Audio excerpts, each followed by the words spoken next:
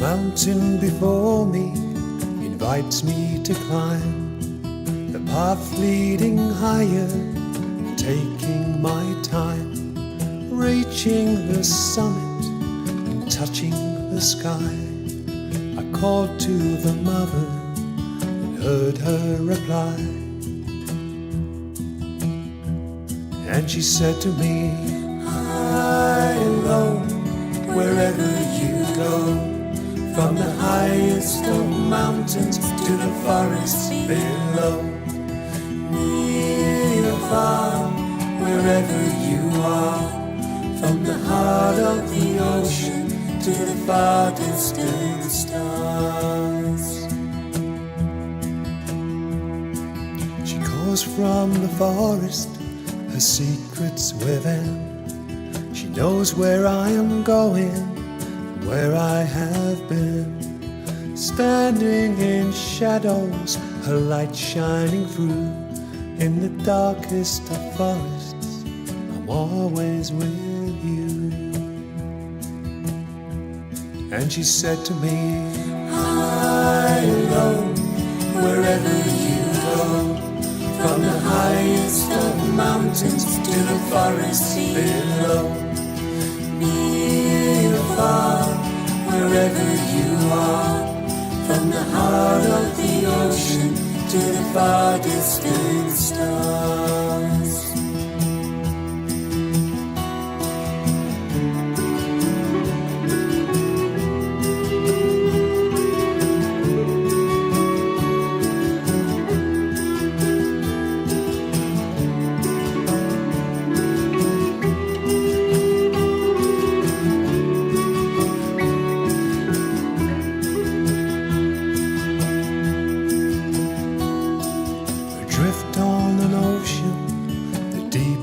Of blue, in search of an island so far out of view, riding the waves with the tide's ebb and flow. In dreams of the ocean, I'll go where you go, and I'll be with you, high and low, wherever you go, from the highest of mountains to the forests below, near or far, wherever you are, from the heart of the ocean to the far distant stars. Gazing at time through the heavens above, no end to this journey, the story of love. Spirals of stardust are made up of you. You're always with me as I'm always with you, and I'll be with you, high and low, wherever you go, from the highest of mountains to the forest below, near or far, wherever you are, from the heart of the ocean to the far distant stars.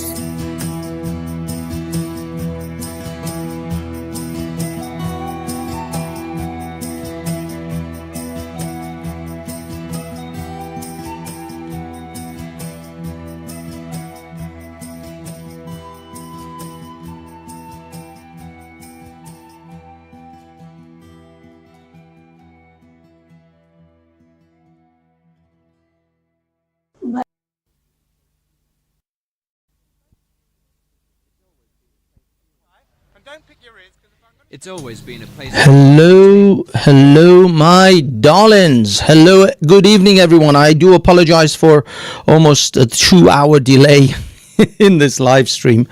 Oh man, the mic must be louder than a mofo. Hold on. Hello? Damn, I better adjust this bad boy before you blow your ears out, huh? Hello. How about now, kids? Too much. Okay.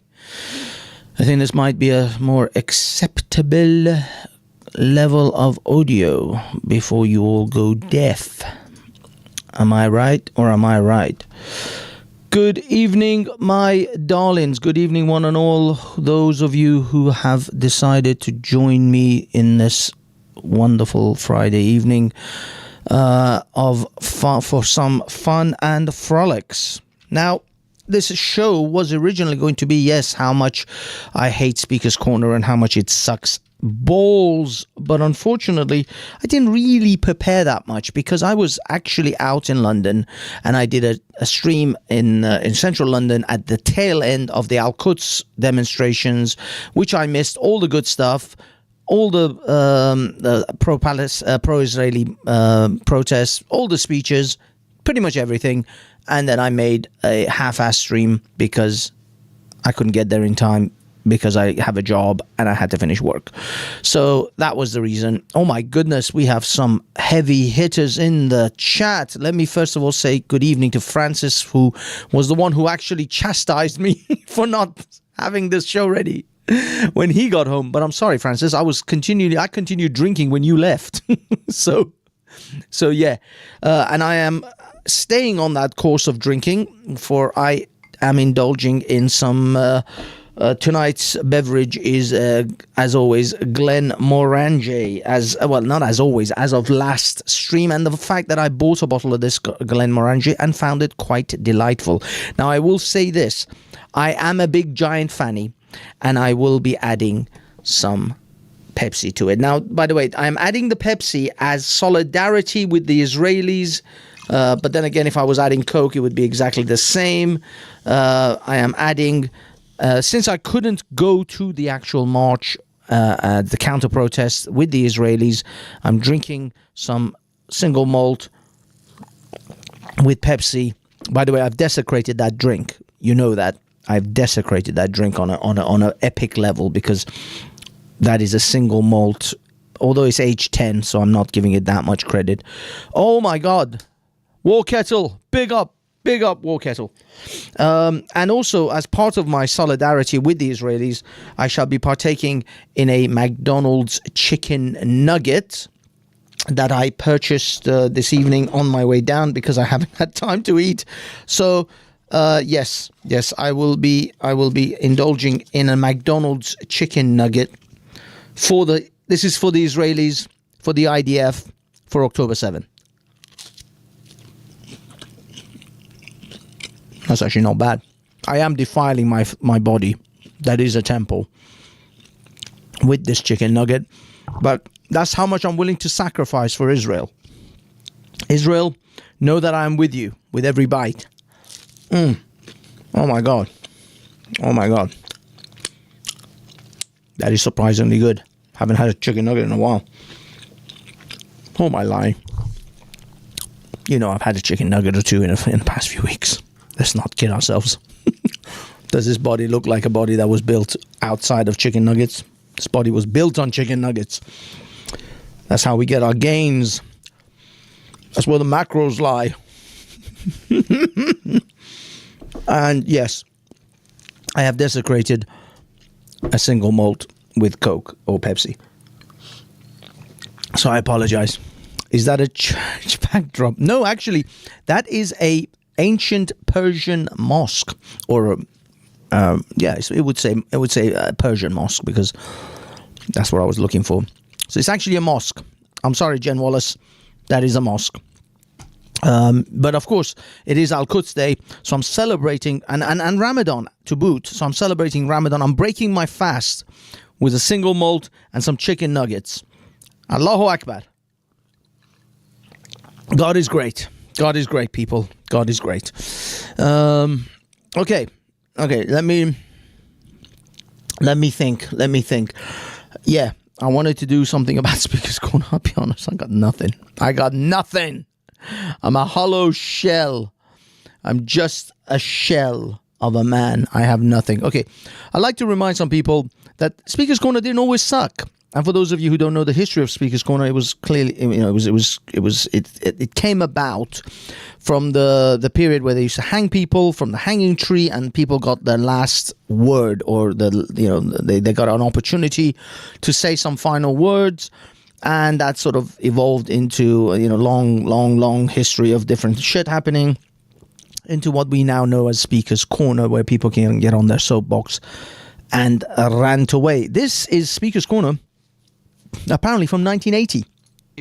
The best speakers expect hecklers and deal with them. It's part of the atmosphere of a good meeting. But some regulars say the atmosphere's changing. The aim isn't heckling, it's total disruption.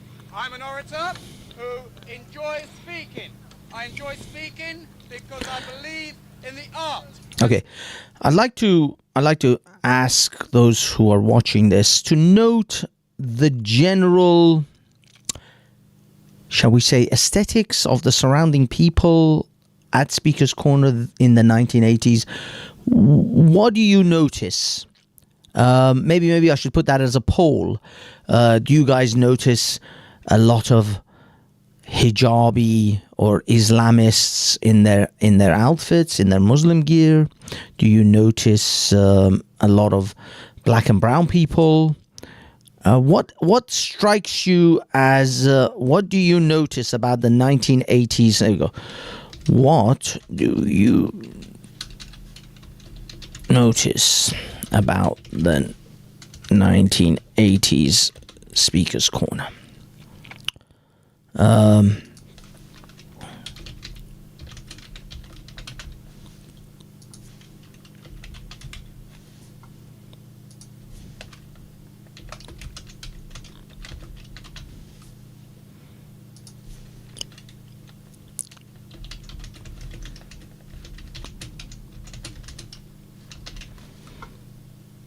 Okay, so I'm going to put up a poll, and I would like you all to participate in this poll. I think it's a comprehensive poll. I think it covers all the things that one might notice at Speaker's Corner. Good evening, Cheeky Chops. Good evening, Jen, No Name, Jamie, of course, Hassan Yelmers, my man. War Kettle, I love you, man. Where have you been? We need to talk. We need to have a conversation. They're all white. You think? I noticed that too.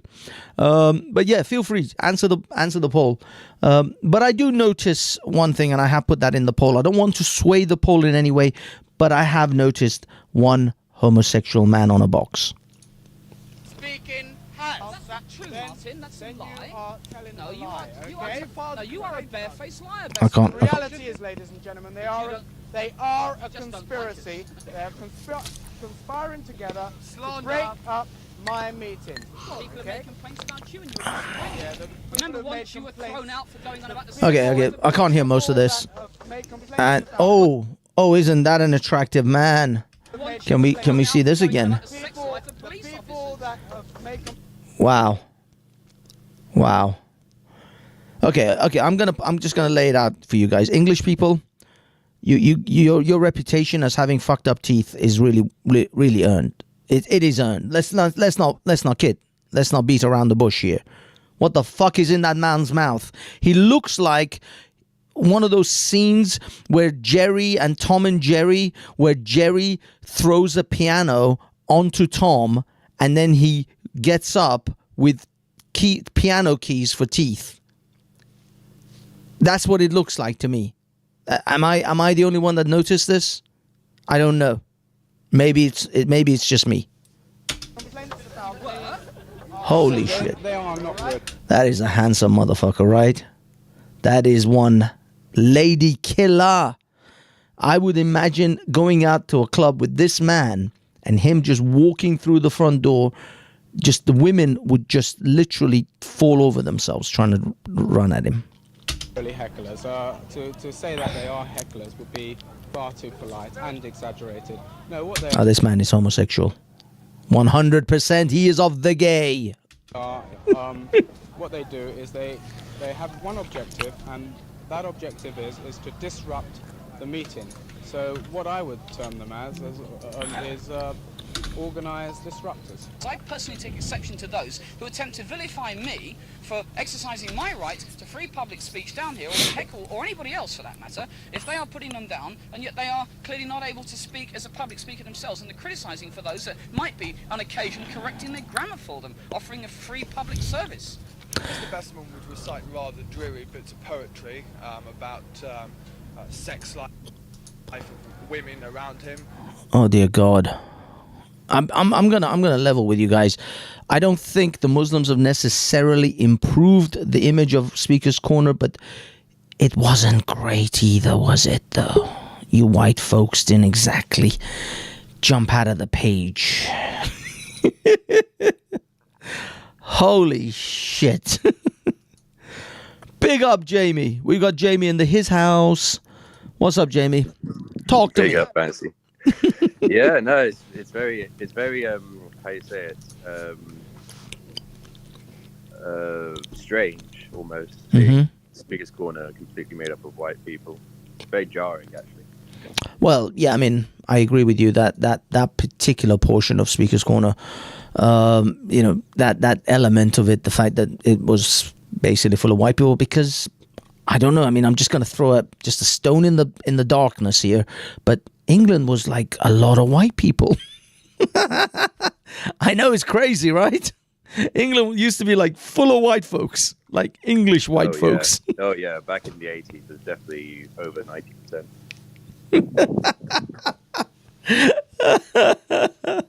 Yeah. Even in the 90s, it was like 98%. Precisely. Yeah. I mean, I would imagine. Yeah, even all the way to it really all kind of shifted late 2000s with the whole Tony Blair. When Tony Blair got in, that's when the nightmare began, and it just started going downhill, I think, from that point onwards. We do have Mr. Randy being rather randy. Okay, let me just in case porn bombing. Randy, what's up? Talk to me. I was actually in Speaker's Corner in the 1980s. Wow. I came down on a day trip from Sheffield with the family, and I attended Speaker's Corner. As in, when you say with the family, let me clarify. With your own wife and kids, or with family as in your parents? 80s as in father, mother, and sister. Okay, because I was about to say you're fucking old, but since it's Can I just say because I want to join Banksy in the whiskey. Good man. And I have got my Hague Club. Are you partaking in some what is that? Hay what? Hague Club. So this is on discount at Tesco's. So I've done a measure with some lime. Hay Club, is that an actual whiskey then? Hay or hate? Hay. H-E-Y? H-A-Y? H-A-I-D. Oh, Hade Club whiskey. So it's on discount at Tesco's with your club card. And as Banksy, yes, I will be adding a Diet Coke in my beverage. Yeah. That's. I mean, don't get me wrong. I'm fully. I will fully admit that's a pussy move from me. I am a weak bitch for having to mix my whiskeys, especially single malt. I see Hague Club. I've never tried this one. That's a whiskey as well. Yeah. It's Mediterranean orange. Yeah, it's on discount at Tesco's with your club card. It's not cheap. I mean, admittedly, I paid 40 quid for this Glen Morange, and my usual Highland Park is like 35, 40.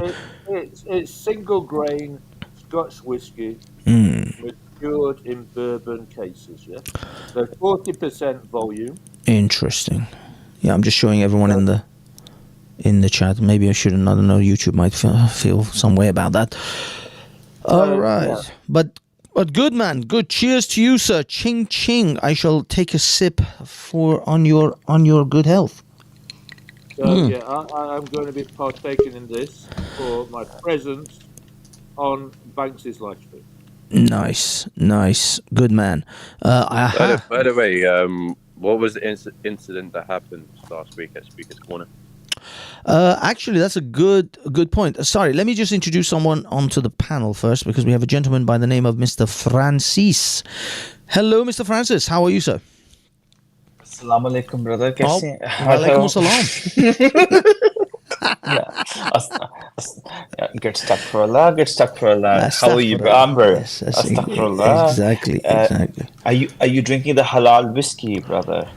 Yes. I had a mullah.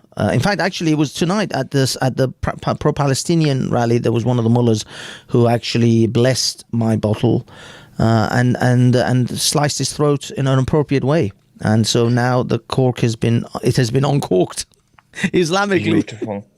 Beautiful, brother. Very Mashallah, beautiful. mashallah. Mashallah. Subhanallah.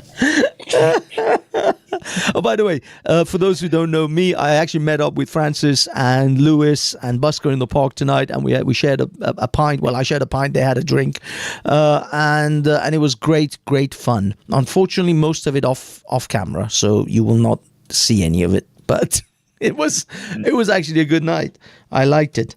It was worth coming all the way down to London for. My live stream, utterly shit, but still recommend for you to go and like and subscribe at Hafiz Reflex. But the drinks was awesome. I have to disagree. We had so much fun. We laughed about things. We did. We called Tea Towel Mafia on the live stream. We went to speak to Iranians. Then we cussed out more people. So how can you not say that's not enjoyable? It was good. Am I that boring? Are No. you seriously? I'm saying as for the audience, because I wasn't really doing a lot. There wasn't a lot of action. I didn't see any of the, they didn't see any of the protesters and the counter protest. I missed out like a huge chunk of the day. And so for the audience, I'm saying, not for you and me. I thought I had a great time, but for the audience, I apologize if you feel that we didn't have enough footage for you. But we did have that wonderful conversation with that Iranian gentleman at the Iranian protest, which I thought was awesome. So, Banksy, tonight's topic of discussion, Palestine? Or Israel? Some of it was. Sorry, are you talking about what we talked about in London? No, I'm talking about tonight's live stream. What's the topic? I mean, to be honest, it's kind of free flow because I didn't really prepare. It was supposed to be about Speaker's Corner and how it's changed and the sort of the evolution that it has taken certainly in the last 20 years, and how the Muslims dominated it in the mid 2000s. But it doesn't really matter. If nobody wants to talk about that, I don't give a monkeys. I didn't prepare, and I didn't have a monologue set up properly. So yeah, go for it. You want to indulge in some Palestine-Israel issues? No, I just want to drink whiskey and coke.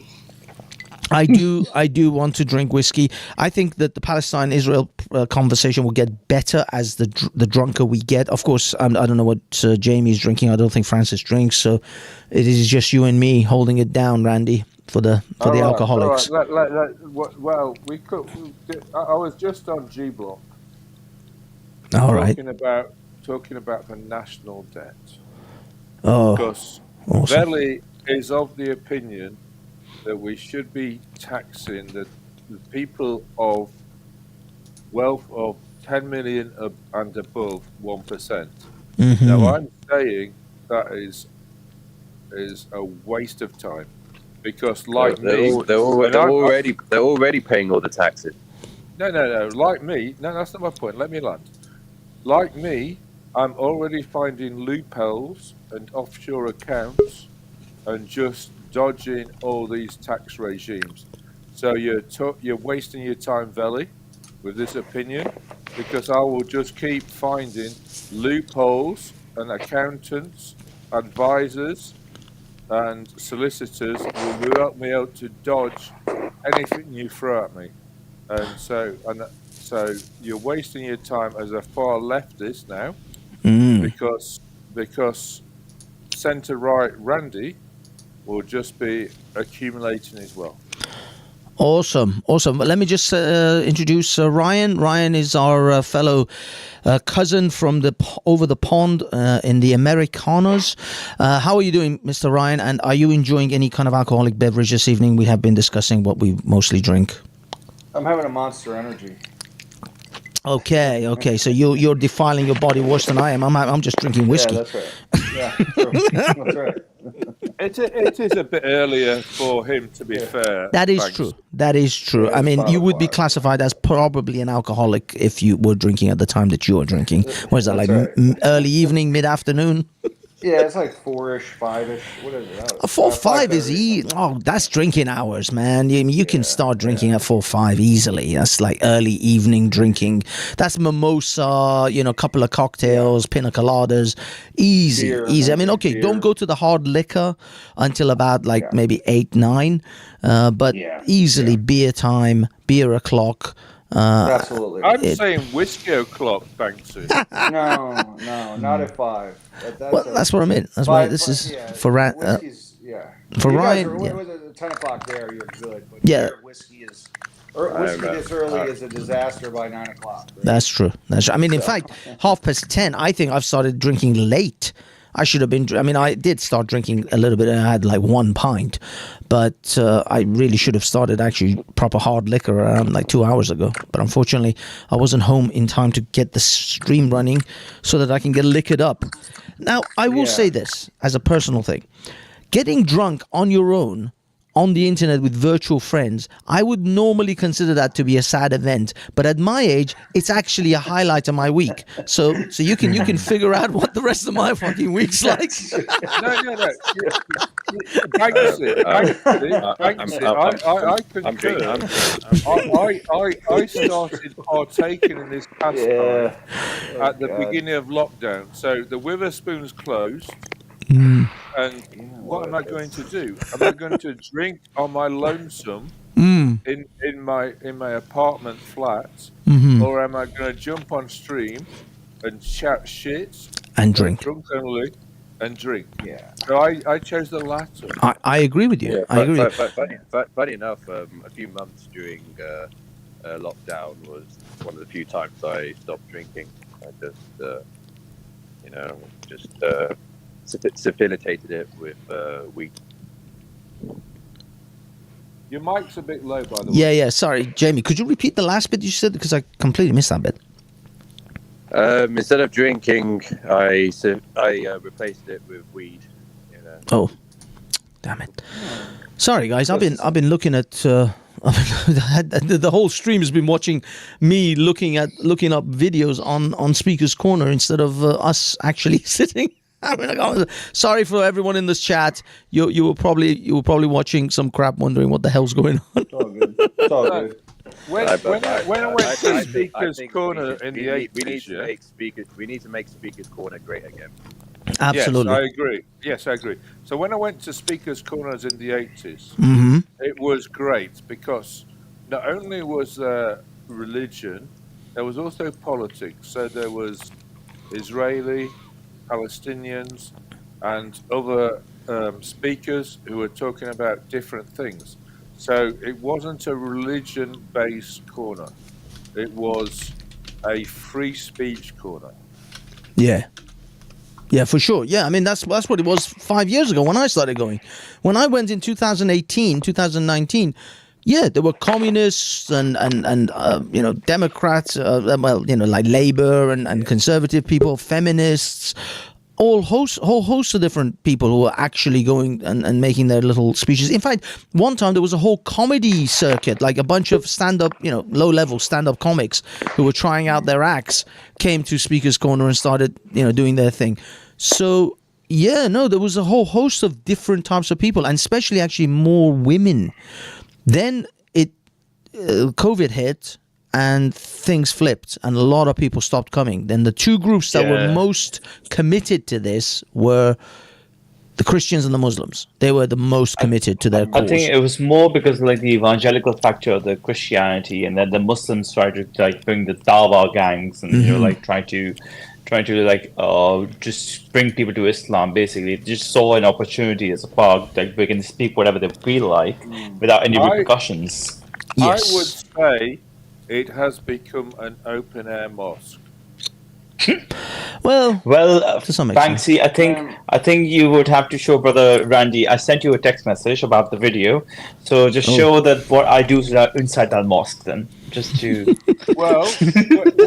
So you send me a text message. Let's review. Let me see. Review. I mean, how does that go over? We had the Muslim prayer protests where there were, and Banksy will be a bit aware of this. We had a big mat laid down with a dog, and they were praying in a group of 30 plus in the main area of Speaker's Corner. Yeah. So if that is not a takeover, I don't know what is. Now, if you look at the rules of Hyde Park, that is not allowed. Okay, guys, bear with me for one moment. I'm gonna share thy screen because Francis wants me to play this this bit, and I am about to do it, but I just need to share some stuff. God damn. Just because you were showing the whites only Speaker's Corner. Now there's more like the Persian style Speaker's Corner. Yes. Okay. There you go, gents. And say Muslim Corner. It's Muslim Corner. Let's. Can you guys? I'm gonna play it. Just let me know if you can hear it. If you have sound issues. So none of us can see, but obviously we. Okay. Sound good? Yeah, sound good. Okay. Strive to enter that narrow gate. We strive to do right with God. We strive to get closer to God and have a relationship. And as again, we talk about the fruits of the Spirit. It takes time as a tree to grow and cultivate. To letting me come closer and hear the... Yeah, of course. Yeah, of course you can. Yeah. It's too gentle at the start, Banksy. Before I did not notice this. You need to go a bit forward. Oh, okay. How far? Yeah. Like go after maybe like go on the 35 mark. 35. Oh. Okay, so that's quite a bit. Jesus spoke Greek. Do you think no? I was Aramaic. Was he's? You're proper to pedophile, but you're okay with it? As of today, yeah? I'm already handling a few questions here. If you had a little girl, would you let her marry someone at 6 years old? Okay, hold on. Yes or no, straight. Look, what's your definition of paedophilia and what's your definition of child? We already gave our definition. What's your definition of a pedophile and what's the definition of a child? We said grown man sleeping with a child. That's our definition, point blank. What's your definition now? So let me give you a disclaimer. Let's say I'm 17, 18. And I sleep with a 16-year-old. Does that make me a pedophile? Oh my gosh, what's your definition? I don't want a question. What is your definition of a pedophile? What's your definition of a child? Yeah. Okay, excuse me if I get this wrong from the English dictionary. Pedophile is someone, from what I've done, who sleeps, you know what I mean by sleeps, yeah? Who sleeps with a child. Yeah. Okay. What does child mean? Someone who's playing with dolls. Does that say in the dictionary? Yeah, Aisha was playing with dolls. So if I it play says with, in the hadith, Sahih Bukhari. So if I play with dolls right now, does that make me a child? No. According to Islam, no, it doesn't. I didn't say no to what you're saying. In according to Islam, Aisha was still a child because she was playing with dolls. What's a child? That's my question. So it's someone who was playing with dolls. A child is someone who's no. I want to use Islamic theology because it seems like he wants to run away to any other thing but Islam. Why do you throw your Islam and Muhammad under the bus when it comes to logic and reason? Someone who plays with dolls is a child. Someone who plays with dolls is a child. Was Aisha playing with dolls? So if I play with dolls, does that make me a child? According to Islam, yes. Which hadith or which proof can show me that in Islam? Don't put your. Hold on. That anyone who plays with a doll. Yeah, I'll bring it up to you. I'll bring it up to you. So if I play with a doll, does that make me a child? In Islam, you can't play with dolls because it's prohibited. You can't play with a doll because it's not allowed. It's not permissible unless if you're a child. Aisha was a child at the age of 9 because she was playing with dolls with her friends. Okay, so what's the definition and Muhammad of child? climbed on her and slept with her. That's disgusting. Death sentence. What's the definition of a child? That's my question. Someone who's playing with dolls. I'll use the Islamic definition. That's what I want to use. Use me your definition. Nope. I want to use the Islamic definition. Someone who's playing with dolls. Because your definition. I want to use the Islamic. That's my definition. Someone who's playing with a child. Look, one man's terrorist is another man's freedom fighter. I don't care. I want to use your definition of a child. I don't care. My definition different from my definition of a child. My definition of a child is someone who's playing with dolls. The thing is, he doesn't understand. the guy is giving him the Islamic definition of a child. He's not giving him his own definition of a child. He's saying, as according to your religion and to your beliefs, this is a child. Not according to my beliefs, because if he says, okay, according to my beliefs, 9-year-olds are children, he's like, well, that's your belief, that's your opinion. That's pointless. So it's like, I'm not giving you my opinion of what a child is. My opinion of a child, hell, I'm actually willing to go further. I'm willing to say even 18-year-olds shouldn't have sex. They're not responsible enough to have sex because they still have a mind of a child. The brain isn't even fully developed. So for me, an 18-year-old could be a child. But he's talking about the Islamic concept of what a child is. And even in Islam, they say if they're playing with dolls, they're still classified as a child. So there's no wiggle room. You will see further on, like what has happened. Like I have lost it. I went berserk. Okay. Shall I go a little bit faster forward, or shall I? Yeah. Go for a bit more. Okay, let me speed it up. So we'll watch it a little bit quicker, so it goes through a bit faster. So if I play with dolls, technically I'm a child. Technically you're not posted. You shouldn't be playing with dolls because it's images. No, according to your definition, if I play with dolls, that makes me a child. If you want to throw that, then you're not posted. You don't believe in Allah. What's the definition of child then? Someone who's playing with dolls. If I play with a doll, does that make me a child? According to Islam, you're not posted. You're not Muslim anymore. Does that make me a child, yes or no? I take on to the Islamic. According to Islam. What does child mean? Someone who's playing with dolls. If I play with dolls, does that make me a child, yes or no? Wait. No, don't do that. Stop acting like Muhammad. You're not Muhammad. Okay. Francis is getting wound up. What's your definition of a child? One more time then. Excuse me if I'm wrong. Yeah. My definition of child is, for example, for a girl, you know, the first time she bleeds. That's not a child. Are you asking for my definition? Are you going to accept it? I'm listening. Okay. From my perspective, someone who passes, you know, the first signs of purity. That's when you become transition from boy to man or girl to bleed old enough to breed. That's disgusting. That is disgusting. Look, if you can't give me the definition of child and you're saying you gave me your definition and I disagree with it. Okay, we can define actual definition. Of a child. From the age of yes. one. Yes, 1. So the age of 12. After then you're a teenager. Why 12 after? Because you're a teenager. You're a grown adult. You're a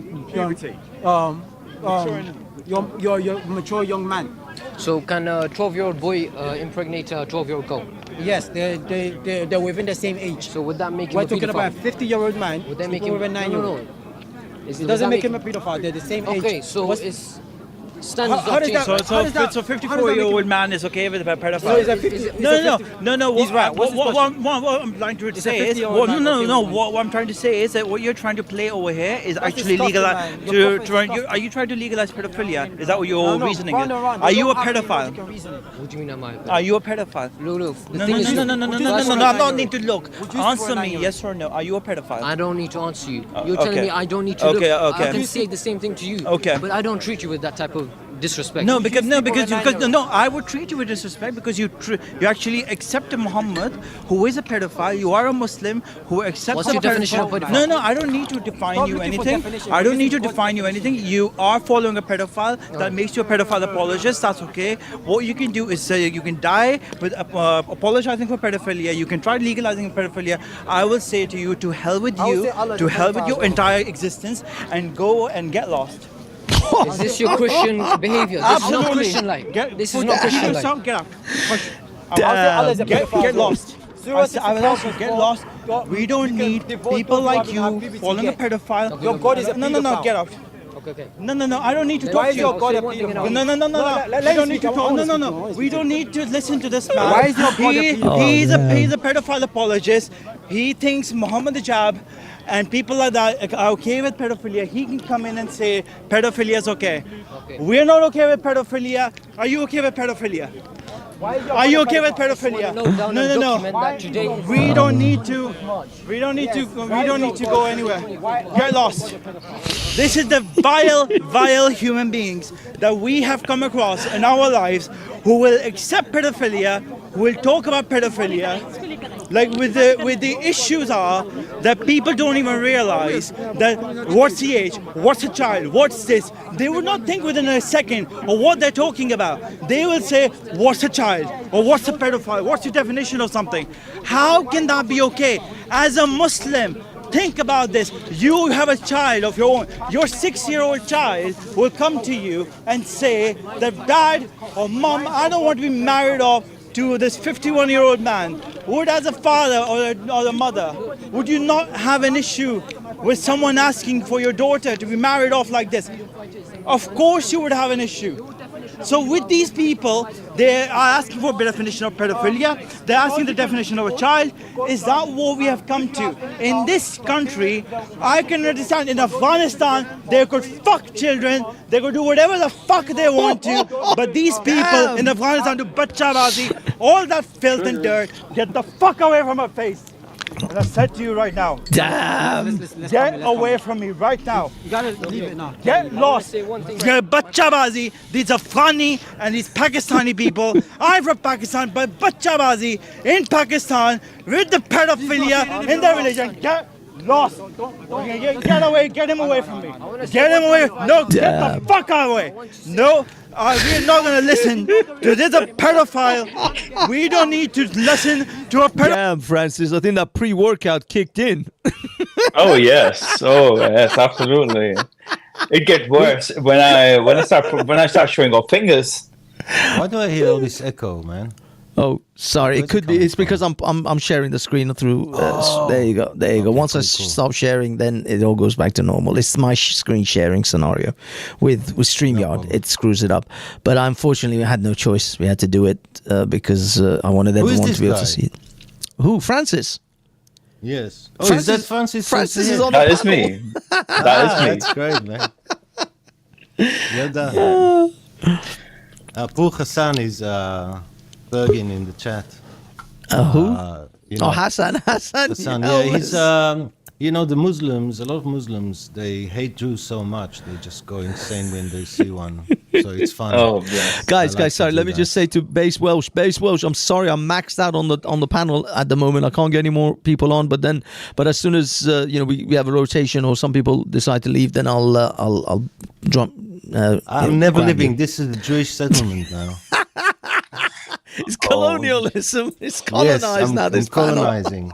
Apartheid state. Apartheid state. I'll make a bit of room, really. Yeah, because probably the movie anyway. So I'll catch you a lot later anyway. Whatever you are, Hassan, you're some important trash. Oh, actually, I lost Ryan. When did I lose Ryan? What happened to Ryan? Oh no, Ryan's here. Sorry, I lost the other chap, the other guy. Let me see. Actually, can I get base on? No, I can't. I only have 6 people. Only 6. No.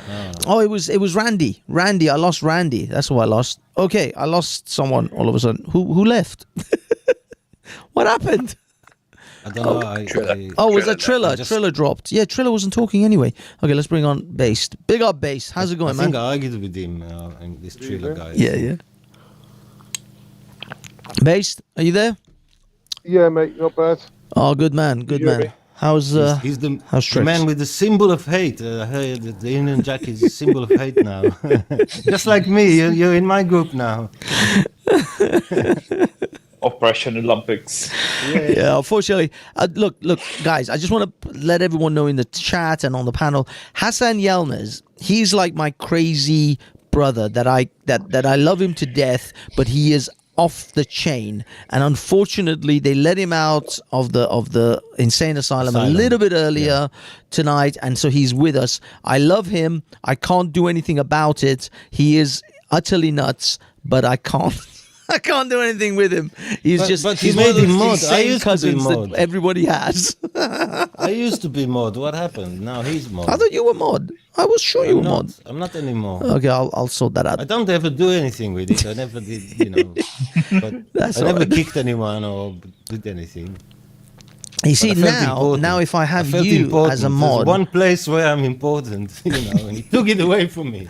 You see, if I have you, Mr. Mossad, as a mod and Hassan as a mod, I can be considered an equal opportunity individual because you're both polar opposites. You can't get any more polar opposite than you. I told this academic agent. I told him, I'm sorry. You're so stupid. So wrong. If you make me a mod, nobody will ever accuse you of being anti-Semitic because you have a Jewish. Yeah, exactly. But then he refused. Mossad, then I can say that he can be a Christophobe, and he should make me a mob and say that a Christian needs to be a mob. Chill, I'm looking for your name now. I knew that was coming. I knew it was coming. He already had Christian mods. No, that's not fair. Most of my mods are actually of the white Christian type. White. Oh, only so you don't like brown Christians now. No, I hear the whites are bad now. The browns used to be bad. It's now white. It's the whites. It's not even just the whites. It's the whites. Yeah, it's the whites especially. It's a type of white. They're extra white. You know, like the gingers. The gingers fall under that category of the white. The one that Muslims love. They've got extra whiteness. But yeah, that's the thing. The gingers are the whitest of whites, and yet most of them become Muslim. So I don't get that. Is that God's way? I think because they feel lonely. I think they feel like the gingers don't have any soul. Maybe Allah might grant them a soul. You know what I mean? It's true. It's true. If you put in ginger jihadi, it'll come up on Google. I know. Ginger jihadis. Yeah, they're everywhere. Yeah, but put it in Google now. You watch it. Put images up, and it's like, where you recognize some of them. You recognize that. Sorry, Jamie, you were saying something, but your mic is quite low, Jamie. Allow me 1 second. Let me, guys, let me just see if I can alter Jamie's microphone, because Jamie's mic is a bit too low and it's really hard to hear him. Sorry, Jamie, just give me a second. Unmute yourself so I can actually edit your mic. Let me see if I can. Well, actually, no, we need echo. Forget that. Let's see if we can. Okay, Jamie. Oh, no, wait. Don't tick things. Hold on. Don't edit your... What are you doing, Jamie? Jamie, stop messing around. What's happening? Don't touch. Jamie is touching the microphone settings on his side, and I'm trying to increase his volume. Are you sure he's only touching the microphone? I don't know what he's touching. If you're touching anything else, Jamie, stop. You're going to go blind. Okay, Jamie, talk to me. Jamie's got a gun. It doesn't let me increase his mic volume. The minute I allow it. There's a problem with the microphone. I think he needs to... I don't know. Okay, Jamie, talk to me. How you doing? Getting a different microphone. Are you there? Just an idea. Right, Jamie, come out and come back in. Simple as that. Am I quiet? No, he's muted up for now. Okay. Anyway, let's get back to... okay, he's gone. Based, what were you saying? Actually, Jen Wallace, I have space if you want to come on. Yeah, ginger jihadis, I would say. So on Speaker's Corner, is it just all religion now? Yeah. Predominantly. It's getting better. I mean, how many people are they converting? Zero, right? Zero. And nobody wants to hear this. If there's religious people talking and I'm walking down the street alone, I don't want to hear them. Let's just get them away. You know what I'm saying? Nobody wants to hear this stuff. These characters. They collect weirdos. There's loads of them, isn't it? Look. He's famous, top right. Wow. Ryan, so if I'm preaching on the street and if you come across me, would you hate me? Third row down, left. No, but okay. You're not. Are you ginger? If you're just yammering on, only if you're really aggressive. Yeah, on the left. Third row down on the left. Which one? That not that one. That one? Oh, this one. That's the classic. He's famous as hell. He is. That is the classic ginger convert. Look at those freckles. Gingerella. You know the ginger Arabs. Sorry? There are ginger Arabs. There are ginger Arabs. Arabs are ginger. Yeah. Up in the also with blue eyes, green eyes. Holy shit! This is like straight up ISIS. Oh yeah. And yeah, look at that. Look at the ginger on that one. Damn.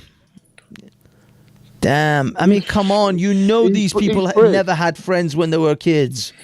That one guy's British, that young He one. probably doesn't have a dad either. I'm betting on that. Well, I don't know, but this is oh my God. I mean, let's be honest. If it wasn't for Islam, they would never be married. Exactly. This is the only way for them to actually get married. I'm telling you. Look, my theory, I have a theory of life, and my theory, especially of men. And I mean, we've had this running theory for like the best part of 20 years. No, 25 years at least. We came up with it in the 90s. Basically, it's down to this. Men do things to get pussy. You tell me an action that a man does, and I will link it to that motivation being to get pussy. That anything you say something to me that a man does, and I will draw a direct correlation to attaining pussy. Yes. Wow. Okay, Hafiz. So I will say, Hafiz, I evangelize. I say, Jesus loves you. Okay. Now, men will say Jesus will love them so that they can get some of that Christian poontang. They go to the church. They say they want Jesus. They want all that, but really, what they have is a nun fetish, and they are just trying to get that good. No, clean, you're taking it too far. Christian girl. You are making an assumption. Catholic schoolgirl. So you are making an assumption, Hafiz. Okay, you tell me, Francis. You're a church going man. How many times you've been to church and you look around and you know that those pervy fucks who come there who pretend to be Christian because they want to get some of that Christian poontang? You know it. You see it in their eyes. Yes, I do, but then I'm not like that, Hafiz. So not everything that I do is for that thing. Come on. Look. You can say that you're a special snowflake. I will not believe you, but I'm sure many women will. You're special and unique. That you can say that you're the only one that's not there for the poontang, and maybe to the large extent, no, that could be true. I'm not totally like denying that, but I can promise you that I can find a correlation and a link of your attendance to church to potential poontang. I mean, you meet church-going ladies, right? You want to marry a good church lady, a good Christian. But what kind of guy do you have to be to convert to Islam? Like, I mean, so what's this guy doing then to attract the ladies with his ginger beard and his blanket? But that's the thing. Look at him. Do you think he would become a Raelian? He would become a Scientologist if the poontang was on the table. Let's not mess around here. This man is not going to get. Okay, Jen, you're a lady of the world. This man walks into a bar. He walks up to the bar and walks up to you and slides next to you and says, hello. What are you saying? What are you saying? Not a chance, and not a fighting chance. Even if there was a gun to your head, you'd probably swallow a bullet before you actually sleep with him. Let's be honest. This man's options are thin on the ground. Islam is his only hope. He's British. That's what he's British. So something in his corner. Yeah, but why is it the ginger ones that always go from like 0 to jihadi overnight? Like they go from shahada to bomb vest like in 5 seconds. I don't understand it. They haven't got souls. I do have to add one thing here. Like, look at his beard. Like, it looks like if I had to say, are you growing pubes on your beard? Like, literally on your head. Like, honestly. And well, the no mustache beard look is just atrocious to begin with on any man. Exactly. Like, it's just disgusting. The beard's not on his face, it's on his neck. I thought it should be the other way around. It shouldn't be the other way around, where the beard is on the face, and then you trim it on the on the bottom edge of the chin. You don't let that bit grow. This is the Amish beard. It's the Amish beard. That's what this is. This is the Amish look. Now, I don't know when the Amish and the Muslims kind of met up and agreed upon this look, but it was a bad day for self-image. Somebody lost the bet. It's not a hipster style, is it? It's not hipster style. I don't know, man. This is no. I think hipsters trim it though, don't they? Don't the hipsters like? Yeah, exactly. Exactly. It's not really hipster style. This beard. Yeah, no. I mean, you wouldn't see him in a Starbucks with an iMac, or sorry, a MacBook.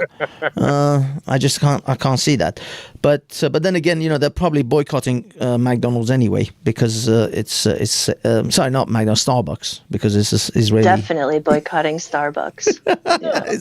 Banksy, you're wrong here though. Like, you would actually look at him at Starbucks or McDonald's with a backpack full of bomb. You know that, right? Yeah. Exactly. So. Yeah, the Amish, they're probably no electricity. He's used to not using electricity, so it makes sense.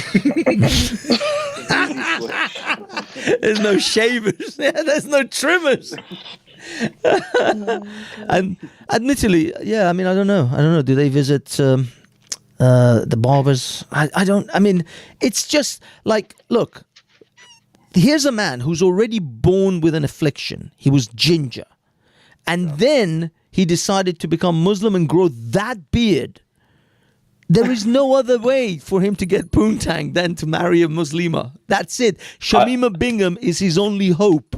He has no other options. The options on the ground are very thin. Your chat's asking, they want to see the screen because they can't see what we're talking about. Oh yes. Let me share. Yes. Oh, wait a minute. Bless them. They can't see. I think this chap is convicted. Oh shit! They're seeing me. That's why the whole time. They've been watching me the whole time. I'm sorry, chat. I am a terrible producer. Do you know how many shit I've got going on? I forget shit. I think this guy's convicted. He's British. He is. He's convicted of some sort of shenanigans. Is he? Yeah. Oh no. Well, he would Islam be. and problems? No. Oh, I see. No, in Israel we never have problems with Islam. No, Israel. I've never seen any. I mean, the Muslims in Israel are fine. It's the ones in the surrounding area. It's the peripheral. Mostly, yes. I mean, mostly. It's tricky, but yeah. Yeah, they seem to do okay though. I mean, they know which side their bread is buttered. They know that they got a nice standard of living. They got a job. Things are okay. There's no need to shake to shake this apple tree or turn over the apple cart. I think it's more than that. They have like a kind of autonomy in a way. They do their own thing. They teach in Arabic. They have They do their own thing, so they don't feel any pressure on them to change. I'm with you. But it's the Muslims in the periphery, shall we say, Lebanon, Syria, Jordan, Palestine, or if you want to talk about Palestinian. I can talk about it. First, I mean, Iran is going to bomb us any minute now. Hey, what the hell? It's going to be fun. Yeah, it's your guys. It's no, it's not my guys. Do not bring those fuckers onto me. They're not my fucking guys. Those fuckers are as close to me as a fucking Mongolian or a Tibetan is. I know. Okay, they're not my guys. Fuck those guys. That's the thing, because all the Iranians, I know they hated the Iranian government. I mean, they really hate it. Not like in a democracy where the left hates the right, but they really hate it. Okay, so what happened with the Iranian embassy? It got attacked by Israel, is that correct? Yeah, I think so. Yeah. I mean, Israel doesn't always officially admit it, but yeah. Yeah, and also... how many deaths were there? But they took out a general or something, didn't they? Didn't they take out one of the big honchos? Yeah, that was a very good... Number 3. Very good thing. Yeah. Are we talking about where they took out the aid workers? So are we? Oh no, in Gaza. Embassy. Oh, that was a separate one. The aid workers is terrible. I mean, I've heard some stuff about it. I don't know. Didn't they take out some like Hamas high official at the same time or something? I don't know. I think what happened. Look, I don't know exactly, but I heard this rumor that an Israeli asset in Gaza was caught by Hamas, and they made them give Israel bad info, and based on that info, Israel hit those aid workers. Oh. Hamas move in using these cars. They use ambulances. They steal UN stuff. They call Just it a seeing that it's a misstrike. UN car or whatever doesn't mean a lot. That's the problem. But Mossad, a lot of people said that this was a route that was planned and that they'd advised the Israelis that these are the people taking this route at this time. So it should be all good. Use. That's what they use. But that's what. So what I heard, there was a target. There was a target in the convoy, and they basically went for the target they were looking for. Yeah, but that's the information the they had intel they got, but they got bad intel on purpose in order to do this, so that this is a rumor. I don't know if it's true, man. I'm just telling you. That's what I heard. But the thing is, when you take out a convoy looking for one man out of 50 people, I don't know if it was one man that they were after. I don't think they would have hit aid workers. If they know it's a Hamas guy, they don't assume that aid workers are taking him for a ride around Gaza. They wouldn't have done it if there was one guy amongst the aid workers. No, because of the international backlash, Not only that, it's not. It's probably just a misstrike. Like that happens. Yeah. It's hard to. This group works with Israel. It's not a group that we have problems how many with. times they strike it? How many times they strike the convoy? Well, as many as they thought was needed to destroy. But it was a multiple strike then. Yeah, of course. Once you know that that's what you're supposed to hit, that's what you would hit, wouldn't you? Yeah. Yeah. I mean, I just want to get the numbers correct. Well, you know the numbers. I mean, they've been reported. I actually don't. So I mean, I heard. I think what I heard is they hit 3. That's what the media is saying.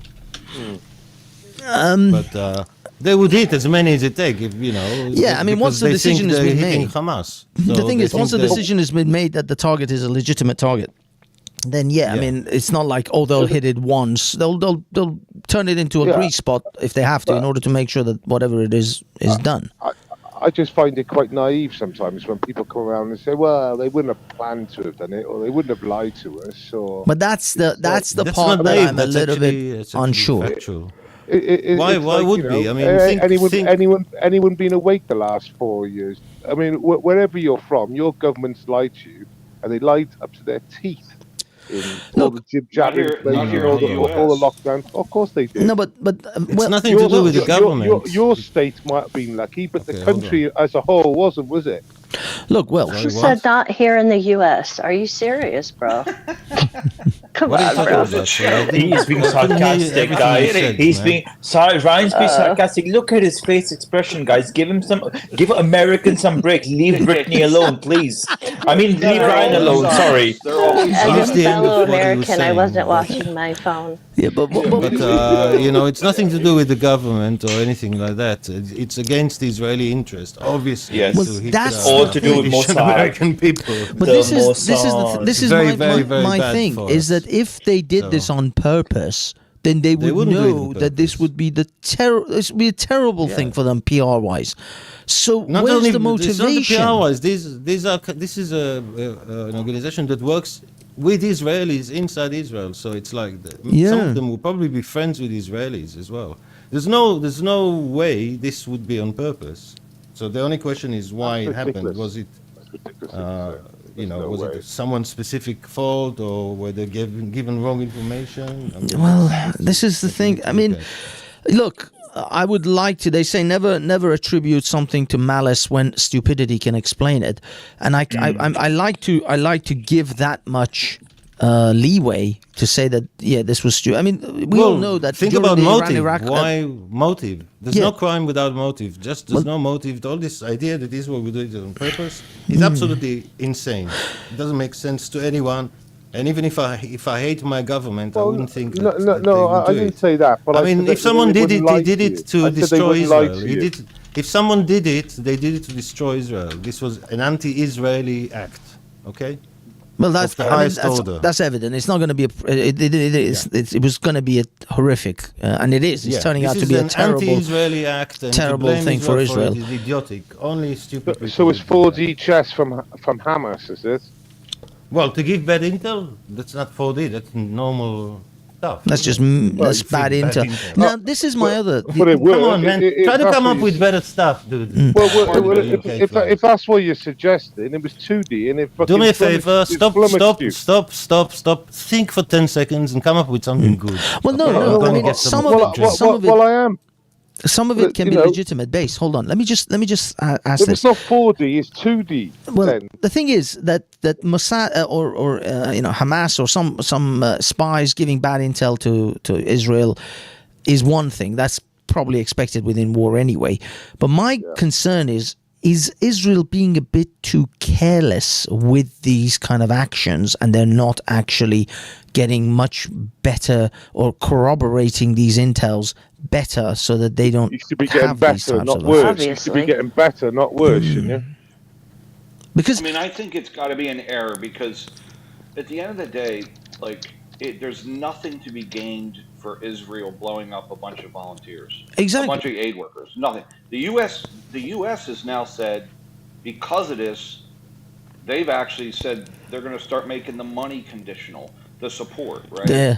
So for Israel, it's all bad. There's nothing to be gained by doing that. Our support should be conditional in all cases. We should never have an unconditional ally. That's just bullshit. Well, The same with Ukraine. We shouldn't have this our policy, right? So we changed our policy wasn't conditional. So now it's, and I agree with you, Jen, but we've changed as a result of killing these aid workers.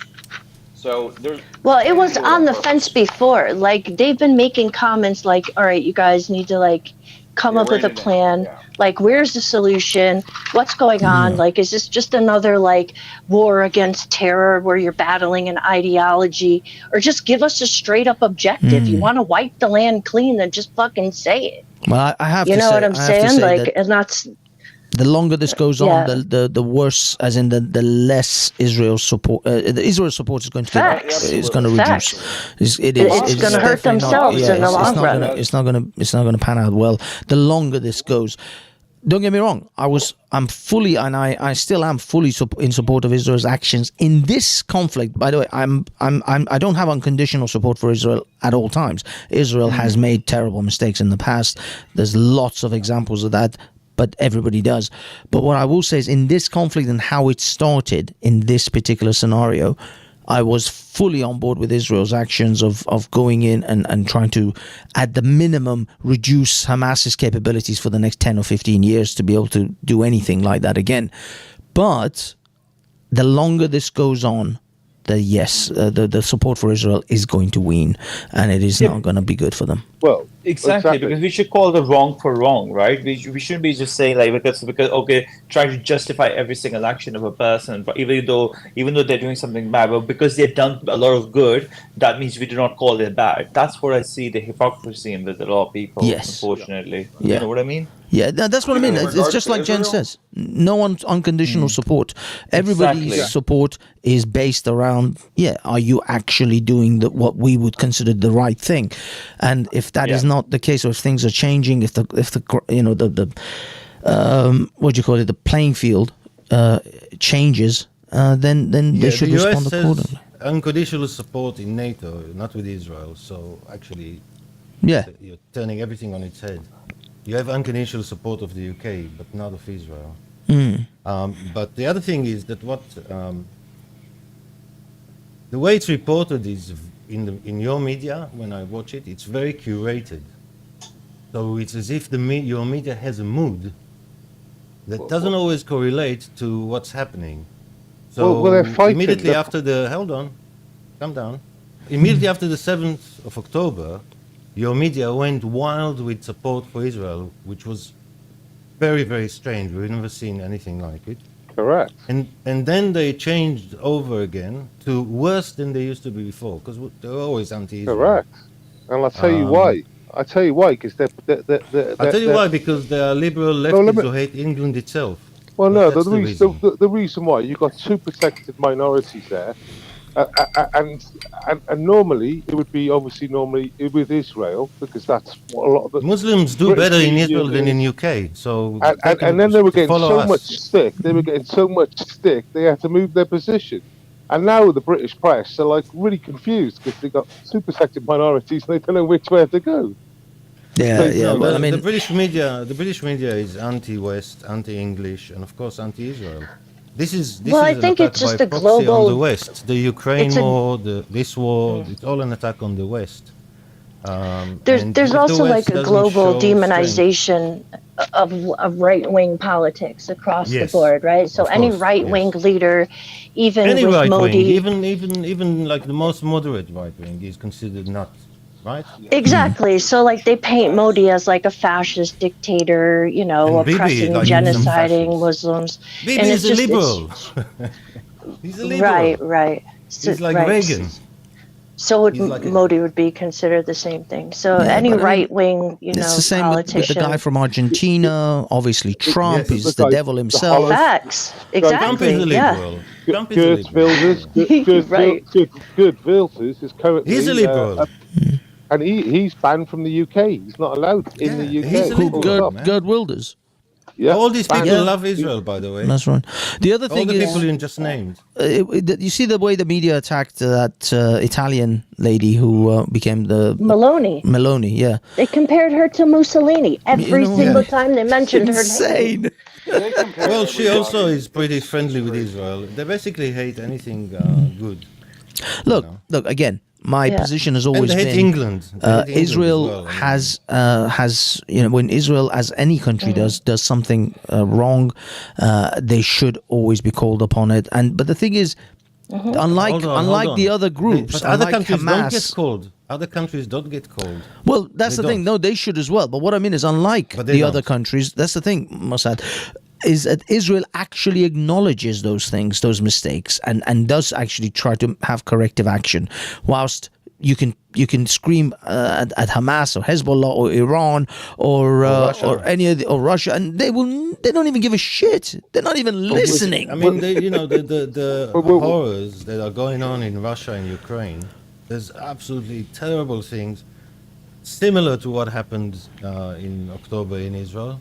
You know, the similar things. And nobody cares. Nobody reports them. But if one Palestinian is scratched, the whole media is you know.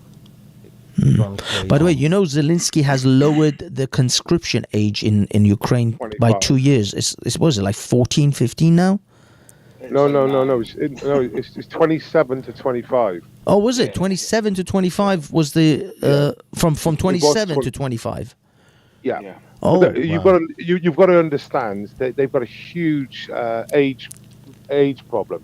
So they're 20. They're like 15 to 25-year-olds. They have got no population at that age. Very, very low.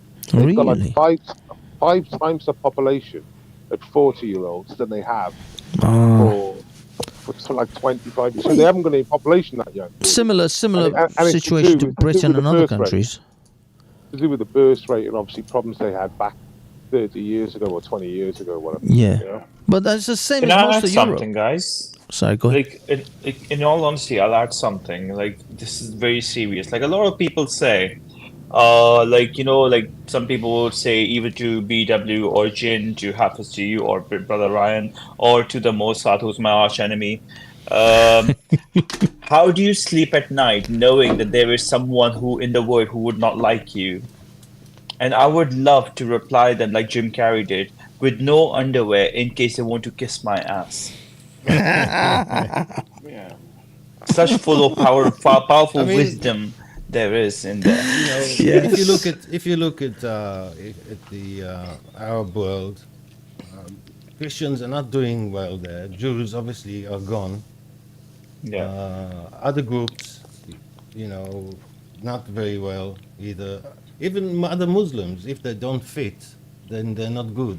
Like the Kuwait deported 250,000 Palestinians in the 90s. Nobody cares. But if Israel deports one, the BBC will be there. Did you I don't know if you guys follow Douglas Murray's sort of interviews and stuff, but I sort of, because I've subscribed to a few things, and then next thing I know I get a whole bunch of Douglas Murray's videos, and he did an interview in Australia with a lady, and she was talking about how Israel has blockaded the borders, and he said, You know that Israel isn't the only ones that share a border with Gaza. There is one other country that also shares a kind of border with Gaza. How is it that you don't even mention that other country? They had Gaza for 19 years. It was part of Egypt.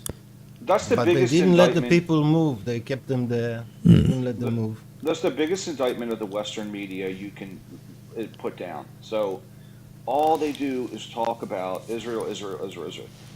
They rarely say anything bad about Egypt and why Egypt hasn't, like they don't even talk about it, which blows my mind because I'm like, not one word.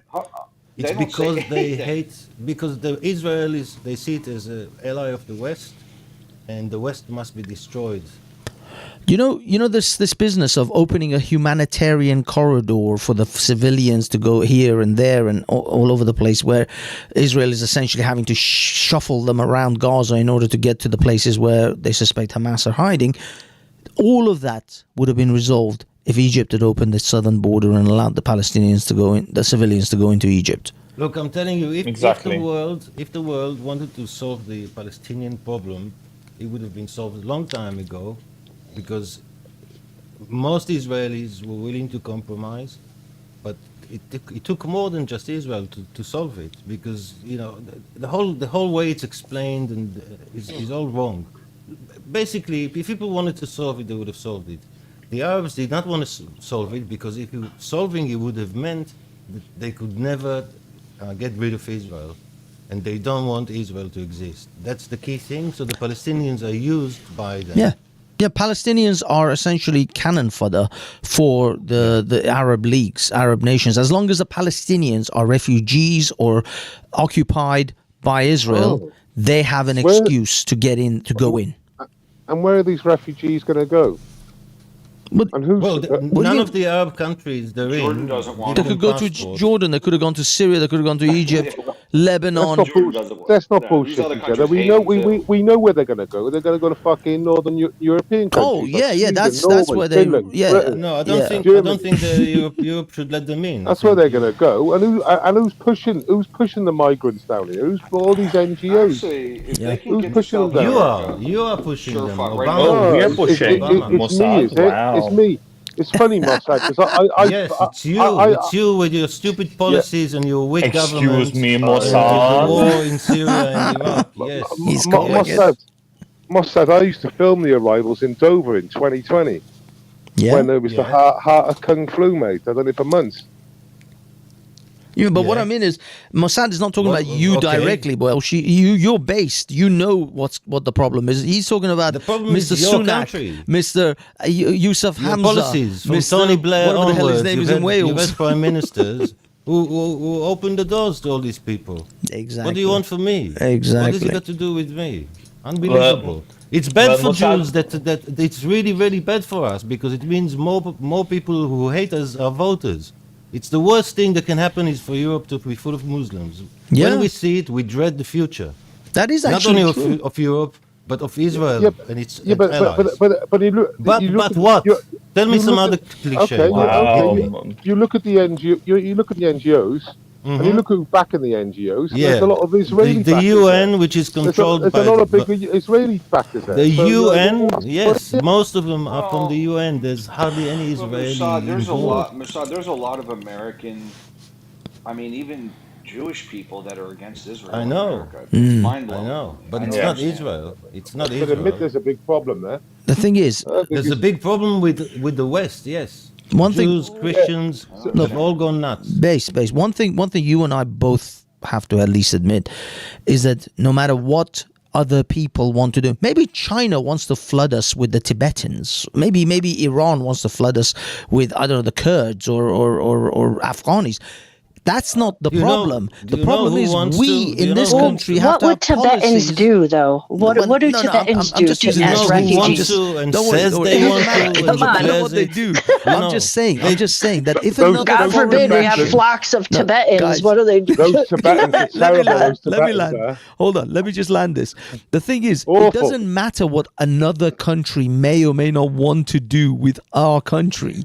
The fact is that our country has to be be looking out for our interests and lock up the borders or set policies in place that doesn't allow these floods of people to come in and reside here. So ultimately, it is still on our shoulders. I'm not saying it's entirely on our shoulders, but if you want to split it, I would say 70-60, or sorry, 70-30. 70% is on our shoulders, 30% is on the foreign countries who want to flood our country with foreigners. Exactly. Israel we don't take accountability. Like we need to take accountability, but Mossad, we also need to understand, like, not everyone's going to be the Puritan here, are they really? Like, Israel is not perfect itself, and neither is Palestine, neither is Gaza, neither is West. Like, no one's perfect. No, so we but can't on the whole, Israeli policy, right? Yeah. Israeli government policy and general Israeli attitude to Europe is we prefer it to be not Muslim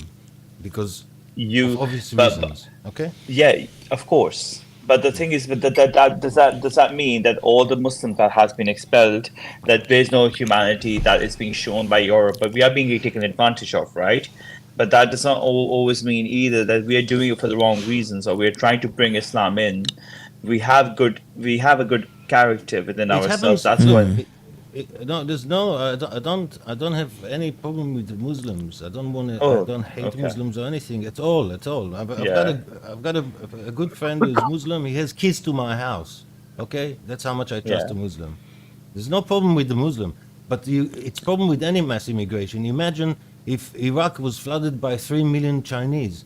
It will change the place. They will take over. They will ruin the religion. They will break up communities. This is what happens. It's nothing to do. It's not that the Chinese are bad or the Muslims are bad, but you have to do things gently. Whatever you do, you don't smash the place. You know, one time I talked to a Somali, and the discussion was about Somalia allowing 1 million Sudanese, which are, by the way, just above them. They're literally neighbors. They're practically the same people. And I asked the Somali, how do you feel about Somalia letting 1 million Sudanese into Somalia? He says, we will slaughter every one of them. There is no way we're allowing them to come and take over our country.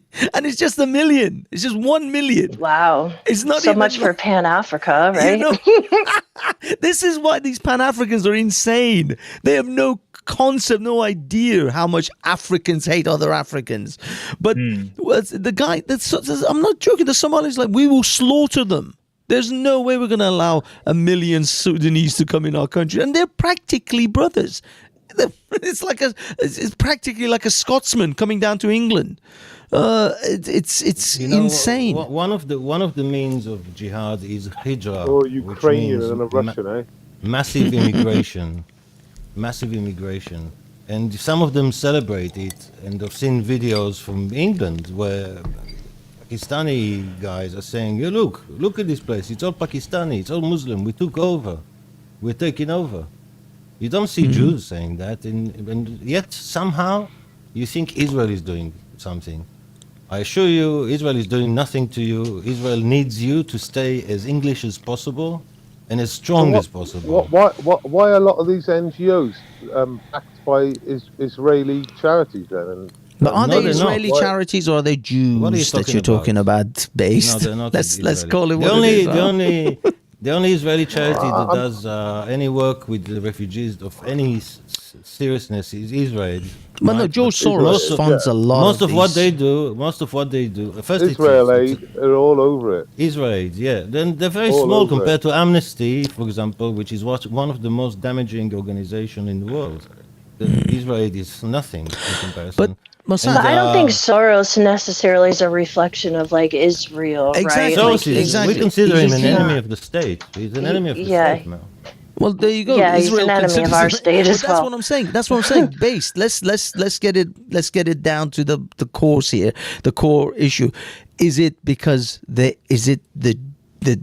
mean, that's the problem, guys. I just realized we can't even say the word Jew, even though I actually have an actual Israeli Jew on my panel, and I still find it difficult. I don't know what the rules of YouTube is if I say the word Jew, but are you saying that it's the Jews?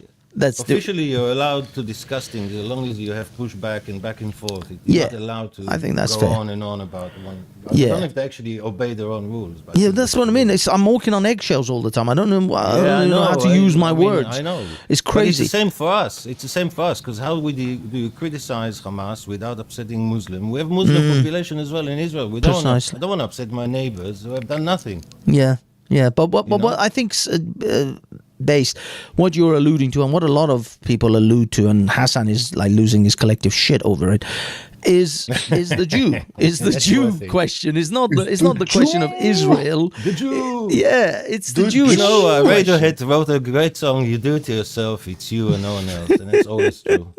It's always true. Well, And, you know, you like I said, you say Islam, don't you? You know, so. Yeah. Well, the thing is with I don't Islam, think, it's a bit.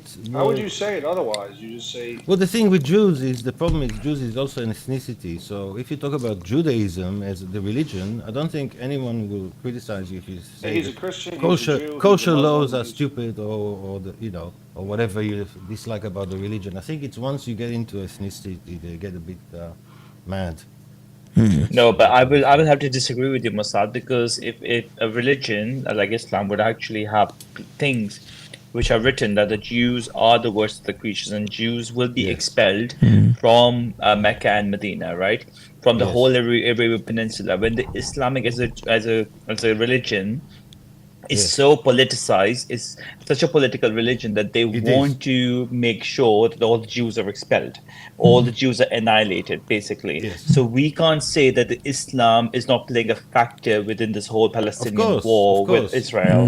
It is the main factor, which is why Israel is being attacked, because it's just all religiosity. If people say there's a nature or there's a culture or there's a subjugation or there's sort of like a takeover or apartheid state, that's not the case whatsoever. The only issue is Jews are in Israel. Why they're in Arabia, in the Arabian Peninsula? That's it. Yeah, that's it. But with all that, there are many Muslims that don't think this way. You know, yes, they don't think this way. Yeah, they don't think this way. But Islam is this way, right? Muslims are not Islam. Islam is a religion, right? Yeah. That's the thing. That's where I say that Muslims can be good people. Muslims are better human beings than their own prophet and by their own teaching and by their own standards. They are more morally superior than Allah and Muhammad themselves, in all honesty. Well, no, seriously. So that's why I agree. That's like literally. That's where I don't have an issue. He's very upset. Hassan, have drink some more, you alcoholic. Drink some more. Okay, guys, I want to pivot a little bit. It's not too far away from Israel. It's still within Israel, but you guys recognize this. It is known as the red heifer. Now, Mr. Mossad, do you know about this prophecy and do you have insight? Yeah, not really. I mean, I choose the cow. Very fringy stuff. Can you explain to us what is the red heifer prophecy? Man, you should have silver on, but he doesn't got on. Yeah, he's probably, yeah, but just the basic knowledge of what is meant to be by this red heifer prophecy. And I've got some basic information, but I don't think it's probably if you read something about it, it's probably more than I know. I'm not a religious person. I mean, I have respect for anyone who's religious, but I don't know the details, man. Well, okay. I mean, from what I heard, and this is for the sake of the audience that may or may not know, that sacrificing the red heifer at this particular altar that apparently they're building to, it's meant to be over or near the Dome of the Rock or the Wailing Wall. You know what I mean? The temple, basically the temple everybody's arguing over, the Solomon's temple or the current mosque. If they sacrifice this will foretold the coming of the Messiah. Is that right? Or yeah? Well, the thing is, it's very hard to know how to interpret. Messiah's already been. Well, yeah, I mean, as a Christian, but what I mean is this is Save the Jewish. cows, Jai Shri Ram. The thing is, they believe. Let me tell you something about interesting about ginger heifer. Anyway, it's not a red heifer. Hasidic types, right? They believe that every time you do, according to what God says, that you are bringing the Messiah closer. So the fact that this will bring the Messiah closer, yes. But every time you do anything, every time you eat kosher meal, you bring the Messiah closer. So, I don't know how to judge this. The red heifer.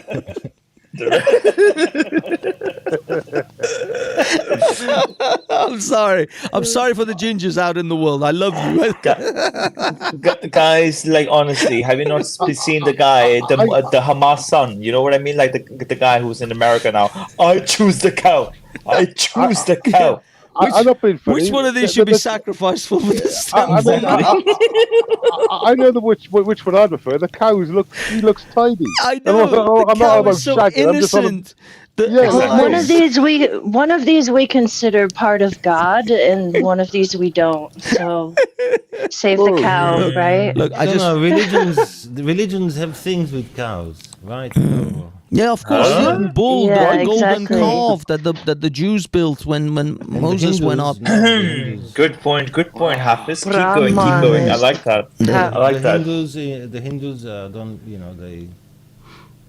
And Peter will show up. Cow dung fights and stuff. Let's be straight. Not all gingers are bad. The ginger heifer is pretty cool looking. I mean, look at this cow, for example. Look, I just want a disclaimer for YouTube. We are not advocating any harm to become of any ginger person.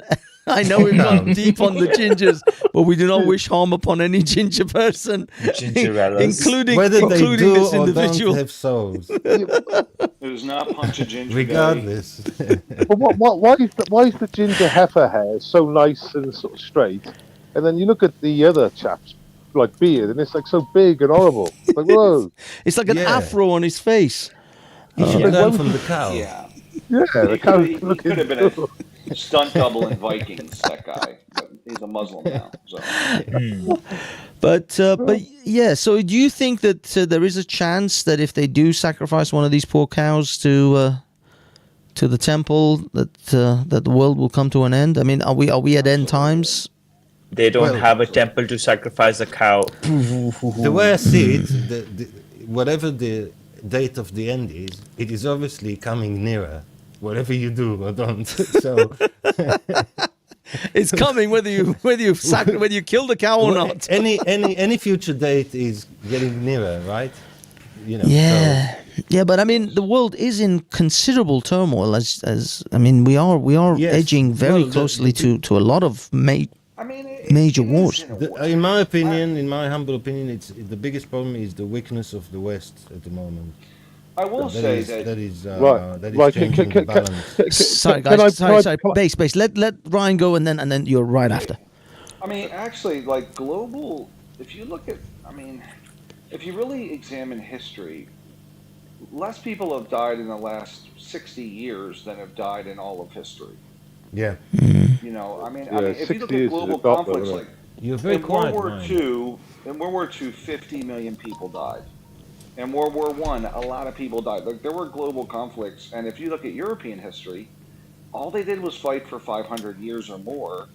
So I think there's a lot less people dying now than have ever died overall, and some of it was obviously disease and antibiotics, which have been amazing, but there's relative. That's a British invention. Okay, yeah, but is this Senator Blinken just announced that Ukraine will be part of NATO, which is basically now he did it yesterday. Oh yeah, we're that's unconditional for you. So he's literally killing this cow now immediately. Kill the cow. Nukes up. Cow. See that he's literally said it. Now I'm not too sure when this has happened. Why would he even say it? What a moron! He said it. He's literally said it yesterday. Yeah, I need to check up. That's not going to be good. We don't like Blinken and he's fucking crazy, kid. We don't like him. What the fuck's he talking about? But the thing is, if you think about this is what I mean about the combination of events that are time in France, I think. Yeah, but the combination of events that are coming together is quite worrisome. We've got Iran potentially sending soldiers, but no, look at this. We've got Iran potentially sending soldiers to Gaza, and if a single Iranian soldier's foot hits Gaza, that's going to escalate this situation badly. And if this guy, when the Americans make the rhetoric of having Ukraine join NATO, oh my goodness, then we're literally talking about a direct war between America and the USA. USSR. No, Russia. They used to be USSR. Same thing. So that's potential nuclear war. I mean, he could be saber rattling. He could be just saber rattling. It's just retarded. It could be saber rattling, but I mean, Do we need? see, Do we? I mean, Biden is very bad. He's showing a lot of weakness. Even if he imagine if disagrees Trump with said that. Israel. Can you imagine if Trump said that? Can you imagine the uproar if Trump had said that? Oh, he wouldn't have. He Christ, they would have crucified him. But but the thing it's very is, hard to hear some of you. Like some of you are really quiet, and you're very loud. I do apologize. I know my mic is like is a little bit mega It's mic. distorting. It's like really loud, and whenever someone else talks, Oh, he messes it I up. hardly hear them. I'm with you. Okay. Let me adjust myself. I'm sorry, Mossad, that you have to listen to all these people, to all the Gentiles. Yes, it's tough, isn't it? I'm sorry that you have. You see, the thing is that yes. Israelis like the West generally. They look up to the West in many ways. Do you look up to me, Mossad, as a you Christian? especially? Oh, you especially me. Okay, yes. That's all right then. I like that. Joseph, I just watched the video of you. Very based, may I ask? Very based indeed, but very true. Yes. That video I watched, very good. Oh, BW, is it me you're talking about, or the Mossad? No, you. About you. You. Thank you, sir. Thank you, sir. Mossad's everywhere. You know what I mean? Yeah, but it's not hard to win that argument with a degenerate like that when you're I've got talking some about based videos sense for and sex, age and stuff. But I like the way you handled it as well. I've got some based Thank you. videos on my channel if you want. Thank you, sir. Very kind of you. And We've Mossad, got, stop being jealous. We've got like 100. We don't do anything anymore, but we've got like 100 streams where we trash all the wokesters and all the right people. Oh, right people. Is that me as well? So so me being right, that means you trash me. Yes. The channel was started to trash you, but Oh, okay. All right. I'll let you up. Everything is about you. Yes. Yeah. It's all about Hey, you. Mossad, is there That's how I gotta feel. ask as well. Mossad, is there? Yes. So is there, like in America, we have I mean, I'm telling you, there's a large percentage of Jewish people that are against Israel I and know. are like pro-Palestinian. Is that also in Israel? Is that the same thing? We you have that it, yes. going on there too. There's like anti-Israeli Israelites. You know what I mean? Yes, a small number. Yes. Like I don't communists and these sort of types. I mean, they'll have family in Israel, living in Israel, and they're against. Well, they say they're against Netanyahu, right? He's a right-wing fascist and all this stuff. So, but it's a lot of them. I mean, they had a sit-in at the U.S. Capitol where it was like all these Jewish people, a lot of them. I mean, it's a lot of students, but even it's just a big percentage. It's really we call them serious. Jew-ish. Oh, ish. Yeah. There was an embarrassing thing because they got all these feminist Jewish rabbis and they had a prayer together in the White House or something, or outside the White House. There was a few months ago, and they didn't realize that part of the prayer includes that God promises the land from the river to the sea to the Jews in that prayer. And when she comes to that part, she went.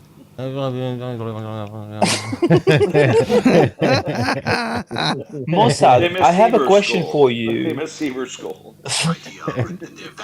And they're pretending to be religious. They're pretending to be wow. religious Jew. I mean, I'm cool with.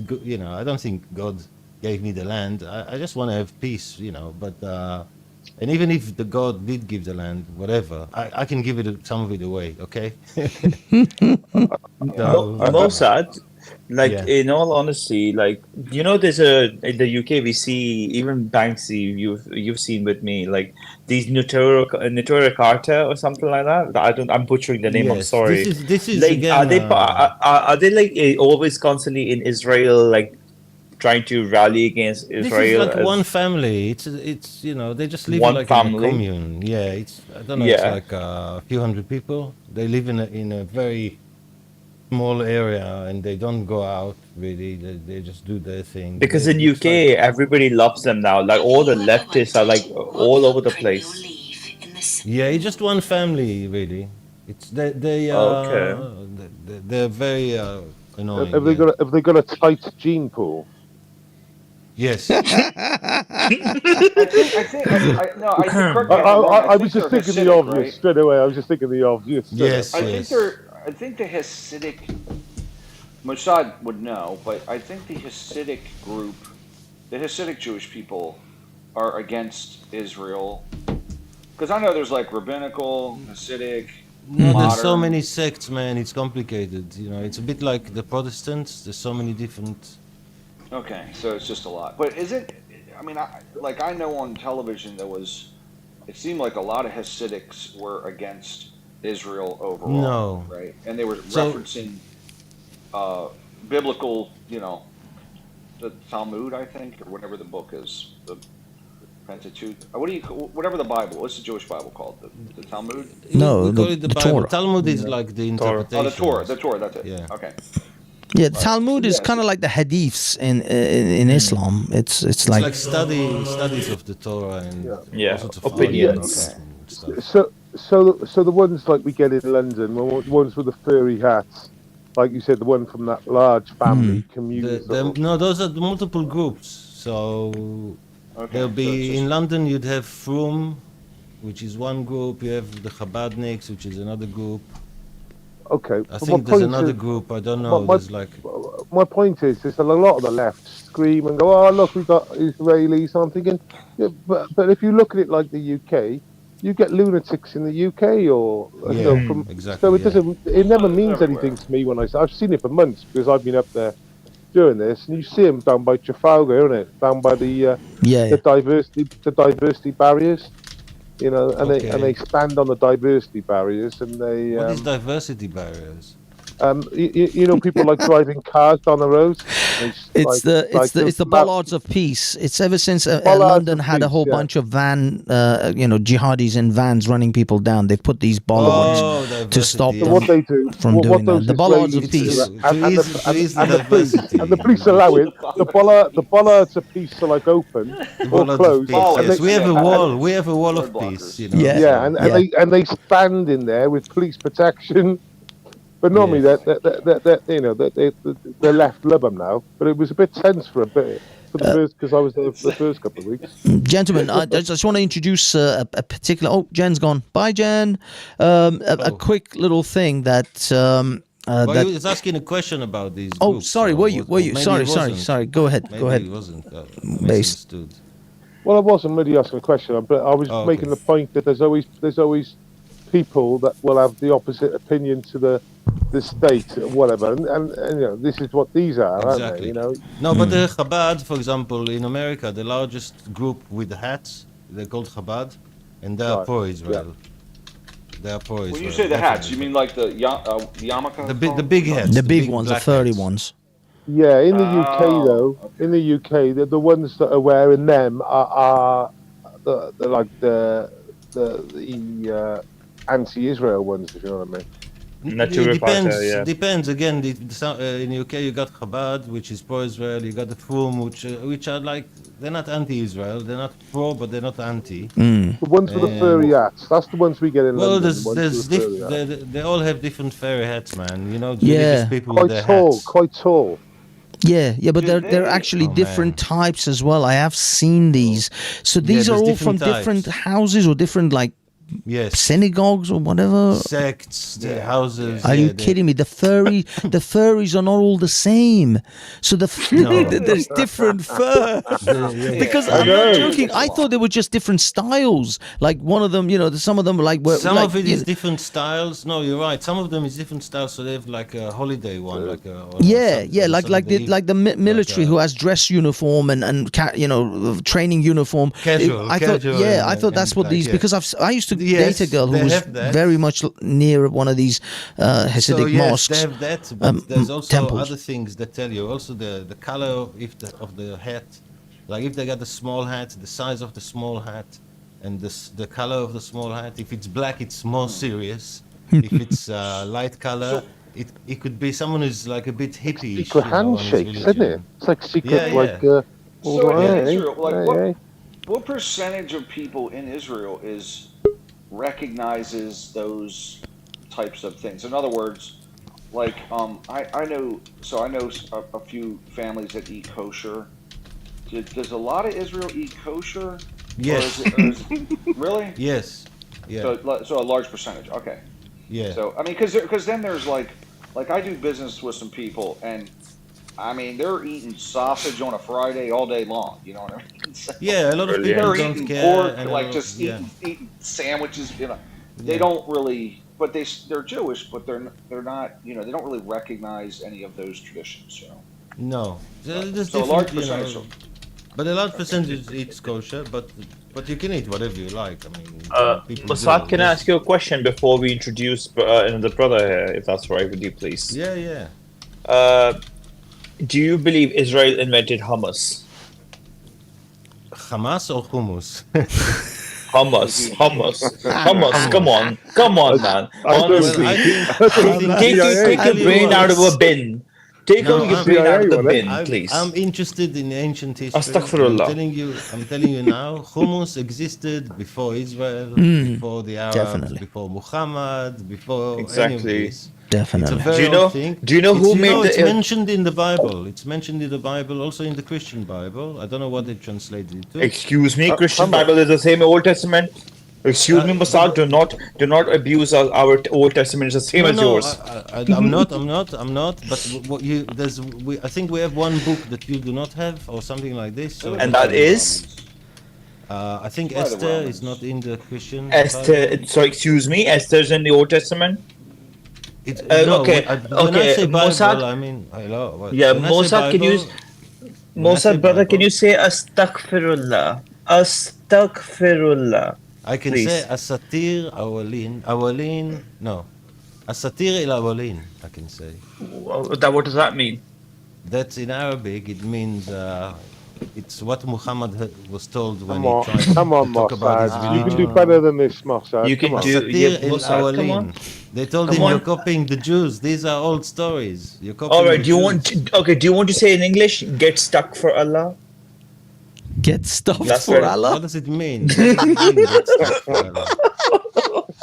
You know, Allah, it means the La was the goddess, the moon goddess, isn't it? Exactly. Allah. Alhamdulillah, Delilah. Alhamdulillah. Alhamdulillah. I'm trying to upset Omar as he's coming on. Oh, hello, Omar. How's it going, mate? Sorry, I'm sorry for everyone who tried to come on and couldn't. I can only put 6 people. Normally, I barely get 2 people, so it's normally not a problem. But tonight, it seems rather the popular. Israeli flag. Once you got the Israeli flag, everybody wants to talk. Hello, Banksy, and hey, everybody. Hey, Ryan, what's up, guys? Hey, what's up? What's up? How's it going, Omar? What's up? Very good, man. Just having a bunch of earthquakes over here in New Jersey. We just had an aftershock just like a couple months ago. How big? Nice. Like 5 or Everything 4. okay? Went or out. what? So it's just a 4. Just I don't a know. 4. You guys just Well, that's all right. $1 aid package. I was in Los Angeles once when they had an earthquake, but it wasn't bad. It felt like I was in a ship. Everything was moving. Oh, Mossad, you were moving? The bed. I was asleep. I woke up. It was Oh, like your bed. Are you sure the bed was moving because of the earthquake, or is that your dream? Yes, Exactly, yes. Mossad. You need to Yes. confirm with us. Now, you see, if you Mossad, were a you're lady, being- you would have said, you see, I'm Exactly. so good, I made the earth move for you. Yeah, Exactly. it made Mos- the earth move. Did I Mossad, rock you're your being tricky. world? Exactly.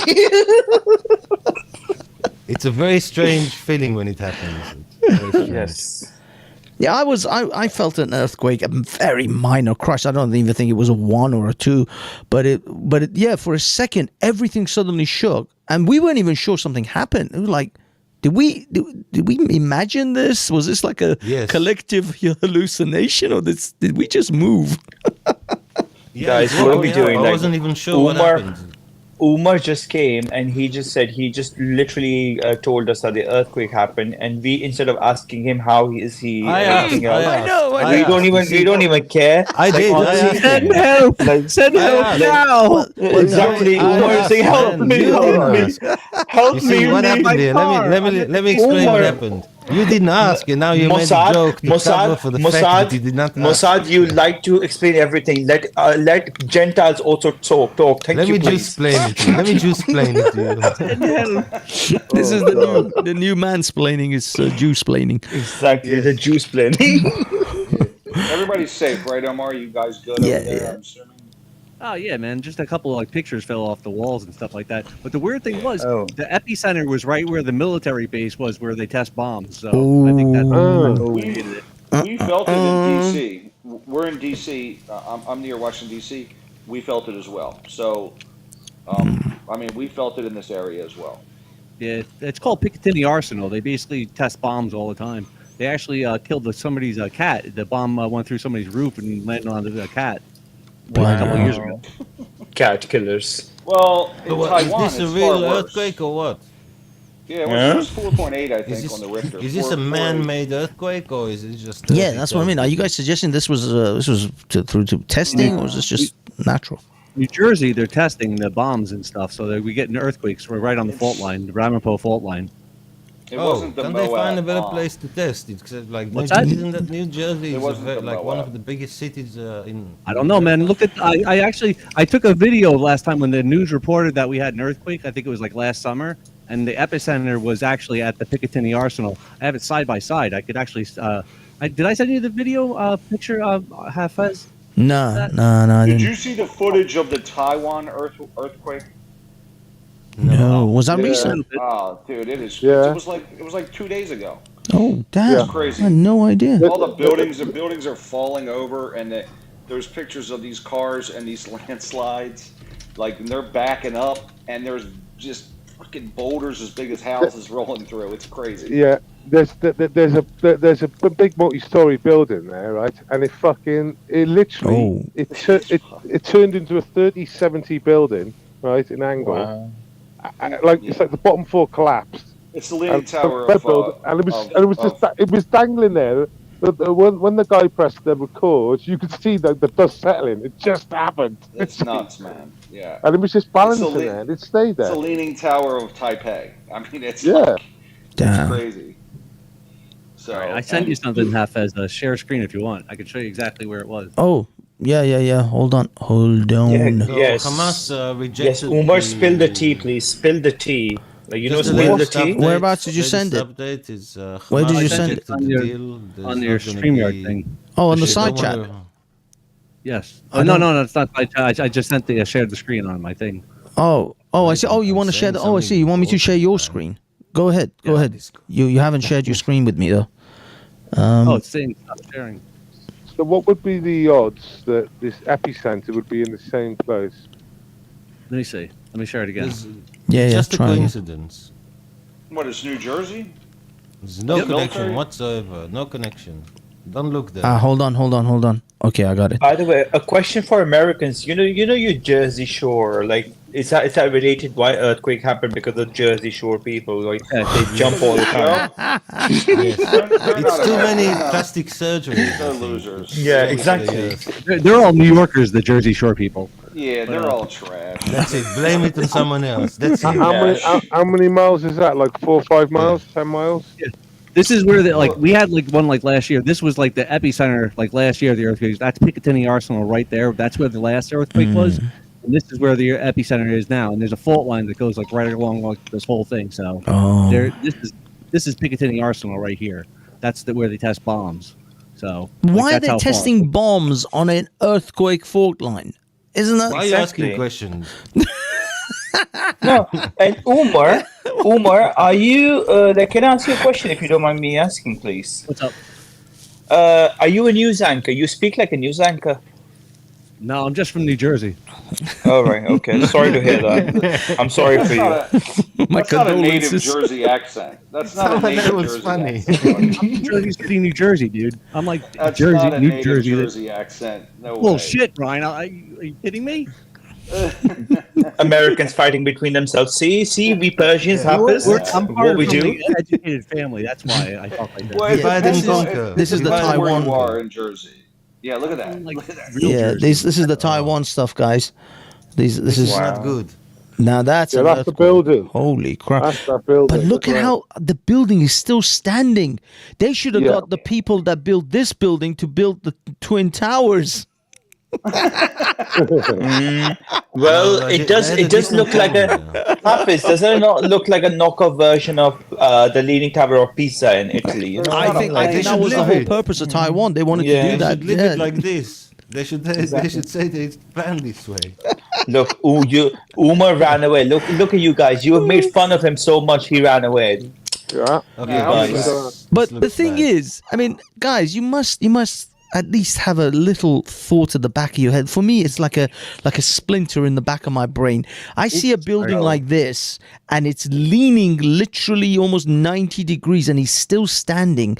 That building 7 had paper fall on it that was burning, and it caught fire, and it crumbled to the ground. What was that house made of? Could the big bad wolf blow down building 7? Because I think he could. According to the official, according to the official reports, building 7, we fell at a controlled demolition rate. It's literally free fall. They're going to side by side with free fall buildings. Well, guys, shall I get my tinfoil hat in case for all this talk? Well, I'm just asking questions. Listen, obviously, I did it. You know. Mossad, you were behind it. Of course, you were behind it. Everybody knows Mossad. Everything in this world is because of Mossad. You were dancing, weren't you? I didn't know myself, but once I was. It's all about the frame. It's the frame. So buildings are made out of concrete or they're made out of steel. The frame. Yeah. The frame. So if the frame is steel, fire will impact it. If it's concrete, it's, like. Oh. What happened? Is a lot of the concrete is trash because they pull I'm in the concrete industry, by the way, so I'm involved in commercial buildings. So if the concrete, if they pull it out of the sea, a lot of times it has salt in it, then it degrades the rebar. So anyway, like that building in Miami that collapsed, same type of thing. It was seawater that destroyed it. So are you saying seawater destroyed building 7? No, I'm not. Okay. It's fire. Fire. I see the fire. Steel has a melting point. Yeah. Steel has a weakening point, right? So, I mean, it's forged. So. I mean, the reality is, I'm not even going to mention the Twin Towers. I'm going to mention the Pentagon and Building 7. We got a chap here who's basically cruised a Cessna plane around Florida for a fucking couple of hours, right? And now he can fucking aim a fucking passenger jet on a 5-story building and hit it on the first floor. Okay, if you know so much about this, answer this question. That takes a bit of skill. Who is the only person who tried to stop it? Name him. Mossad. Who? No, it was Pete or something. You don't know, do you? No, it was. But you know everything about it. You know about steel and this and concrete. But you know actually who tried to stop it. There was one person who tried to stop it. Stop what? 9/11. Israeli, of course, man. In Israeli, Levin. Oh, Israeli. See, he's trying to be patriotic. Died, man. He was the first death, the first casualty of 9/11. Really? Oh. Yes. Who was it? Where was it? I don't know. Look him up. Was a hero, was a genius as well, a math genius. Was it the security guard in the Twin Towers? Or the chaplain? He wasn't a security guard, he was a very rich guy. Well, it could have been the chaplain. Well, how did he try to stop it? What was he? Wait there. He tried to grab one of the terrorists, and I think he tried to... At the airport? Bollocks. No, on the plane. Mossad. The first official casualty was the chaplain. That was the first official casualty. It was the chaplain in the Twin Towers. All right. Before it even hit the Twin Towers.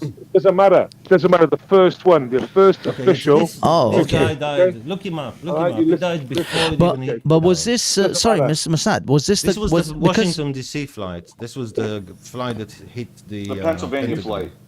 Yeah. the one that did. I'm sorry. The one that went into the ground. It didn't actually hit any buildings. That was Flight 93. Yeah. Flight 93. United 93. Because I thought that was a bunch of heroes on there that tried to, like, ram Well, the that's cockpit. it. and- That's the Israeli. That's the guy that started the company called Akamai. That probably this stream is being used across their networks. Oh wow, interesting. Mossad, you like to like big up all your Israeli people, don't you? All the time. I just find it curious that people that know so much about 9/11 don't know this interesting fact. They know so much about Israeli facts, you mean? I don't know any of the people. I mean, Engineering your question, buildings, like your the question Taipei was so building, the vague. Taiwan buildings. We were talking about that. So Yeah, I know. I Yeah, I tend to apologize. listen It's to my fault. Ryan, who actually knows something about it, than Yeah. not on the internet. But that's the thing. That's the thing. When Ryan said what he said, I just shut up because I have no idea how concrete and steel metal I work. know that he's right. Concrete doesn't I just melt. take an advice of an expert. If you burn steel, it melts. We know that, right? It melts. That's how they make it. You can melt metal, right? But you gotta- can't it's gotta melt melt the concrete. point. Well, maybe you can, but I've never seen melted concrete. What about lands in a passenger jet on a 5-story building? What about that one? Land in a passenger. What? Know. Well, I don't well, know. well, It they depends land- what it's they made landed a of. passenger jet on the Pentagon. The Pentagon is 5 stories high. Oh, How yeah. can you land on the first story? Because that's the impact. It was dead on the first floor. Yeah. Evel that's Knievel? right, because there's different buildings. So if you want to damage So you it, had to dodge flyovers, the pylons, everything. So good Yeah. job, didn't he? Yeah, I mean, yeah, the Pentagon thing is a bit sketchy for me. I'm still not bought on that because just on the mere fact that there isn't enough video footage of the plane, because you would think with the Pentagon there would be cameras everywhere, and that none of them picked this up. It wasn't Man. as easy Super, then. It was super quite potato expensive. cam. They only released it about 9 months after. It was super potato cam. Yeah, I have questions. I think a lot of this mystery around this is them trying to hide the fact that they were rubbish at defending themselves, defending the citizens. I mean, the I thing think is, they're covering their back rather than any, any. We might have an engineer on the panel, like you said, who knows about concrete and stuff. But I don't think there's been many pilots turn around and say, well, actually, to aim a passenger jet at a 5-story building and hit it is even any maneuver a qualified pilot could try and take on, because you literally it's a pinprick in the scale of things. But somehow I've got a this friend chap- who's a pilot. He's a passenger pilot. I can ask him. Yeah, maybe he's asleep now, man. based. Is he Israeli? Well, he's Is he Israeli? Yeah. Yeah. Okay. Based. I want to point something out now. I apologize for the Americans and the Israelis here that I probably also won't know a know. British pilot, but I haven't talked to him for many years. No worries. Let me just pivot a little bit. But this is a British-based conversation, this particular one. But I need to just get an answer from Based. Based, do you know who Tony Martin is? Yeah. Okay, he is, for those who don't know, he's the leader of National Front, which is a very, very right-wing British organization. I mean, they're kind of very much in league with some neo-Nazi types and so on and so forth. They caught a lot of that stuff. Now, the funny thing is, he was at the protest today in London, and he takes up the pro-Palestinian side. No, of course, man. Yeah. Of course. Yeah. Is he? He's always on the Israeli side normally. He's always on the Israeli side. No. He tried to get in on the Israeli side, but they didn't let him in because he was, because, I mean, admittedly, the police didn't allow him in both pro-Palestinian or pro-Israeli because they found out who he was. But he has been seen at the pro-Palestinian marches right next to a Labour, at least according to my information today, right next to a Labour representative. And they were all, and in fact, Jada Franson is now supporting Palestine, apparently. These are the things that I heard from a few guys on the ground. But have you heard about these things? I just want to just bring you in on this. Were you, because I know you're clued up. Well, no, not on that thing, but I have heard of right-wing figures actually, sort of having a different opinion over the last couple of months. The opinions definitely sort of changed, or definitely changed, I would suggest. Yeah, but the funny thing is, this is what's freaking me out. I'm sorry again for the others who don't really know this conversation, because the players on this are very British-based sort of characters. Jada Franson is now apparently a pro-Palestinian sort of advocate, and she's the one who literally went around Muslim towns or Muslim parts of different towns with a giant cross, talking about the evils of Islam. Exactly. What is going on? Did I take like stupid pill or something? What the hell? Her issue is because she's that sort of that sort of anti-Jew, because she thinks that because Jews are doing this, the Jews are throwing out Palestinians, and the Palestinians are going to be brought by the UK government because they're going to be sympathizing with them. So what she's doing is she's correlating the whole argument and trying to push over that Jews are bad because they are throwing these Muslims out, and because of the Jews, all these Muslims are coming to Europe. That's how stupid these people are, in all honesty. But this is the thing. You know, there was this Israeli minister that said, "Oh, we should send them to Europe, the people from Gaza." And then Israel. Mossad, you need to tackle with them. You need to tackle with those people. Some Mossad. Israelis talked to him, and they said to him, "You know that Europe doesn't want any more of these people." He said, "Oh, okay." Because when you look on the surface, all your governments in Europe look like they love Muslim. So if you listen to them, you think, "Oh, they love them. So here's some more." Because all they keep saying is how wonderful Islam is. We think they're crazy. We don't understand what's going on.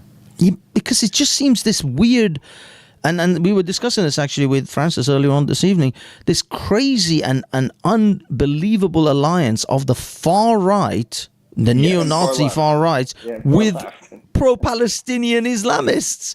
And I'm like, exactly. What the hell is going on? Well, it's far left, simple. far right. And the far left are with the pro-Palestinians too. The communist flag wavers. Banksy, they see Israel as a bigger enemy than Palestine. But they've been subverted against their own countries, because that's obviously nonsense. I think the far right is what it is. It always was the same. They're just like pro-white people, from what I can see. The far left, however, is pro-Palestinian because they tan better. It's like it's a brown people conversation, right? Yeah. So it's the Marxism. It's colonizer, oppressor, exactly. Yeah. Yeah. So and that's the dynamic. Now, if the Palestinians were lighter in skin, the far left would be they'd be like Israel.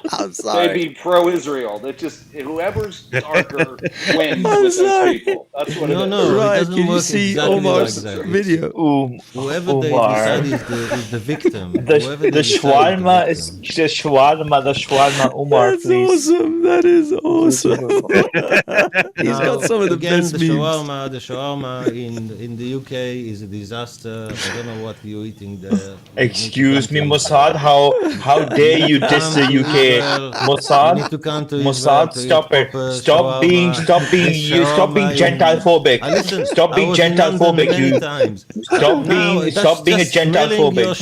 You are Gentile phobic. I don't want to walk in the same street. Yeah, that's Mr. Mossad has some strong feelings when it comes to shawarmas. The shawarma, yeah. No, the feelings are very, very strong on this one. Yes, this is serious. Now it's serious. I'm willing to die for. Screw all this Iran-Palestine crap. Exactly. This shawarma shawarma is serious. Out. Yeah, exactly. Yeah, Mossad has shown himself to be Gentile phobic anymore. You are a Gentile phobic. But never again. But yeah, no, I mean, sorry guys, I was trying to pull it back to the other conversation. I swear I'm losing my mind here, because I don't know how. If let's say they all succeed and they wipe the Israelis or Jews or whatever from the planet, and they achieve their ultimate goal, which is like get rid of the Jews and everything else will be fine. How is that going to work out for these lot? Because they will immediately start killing each other. Yeah, absolutely. Absolutely, we're gonna kill them. No, and I tell you what's going to happen. You're going to get an increase of the invasion of Europe. That's what's going to happen. They're going to be victorious and full of fire. Fire. Your weakness has been tested, so they know you're weak by then.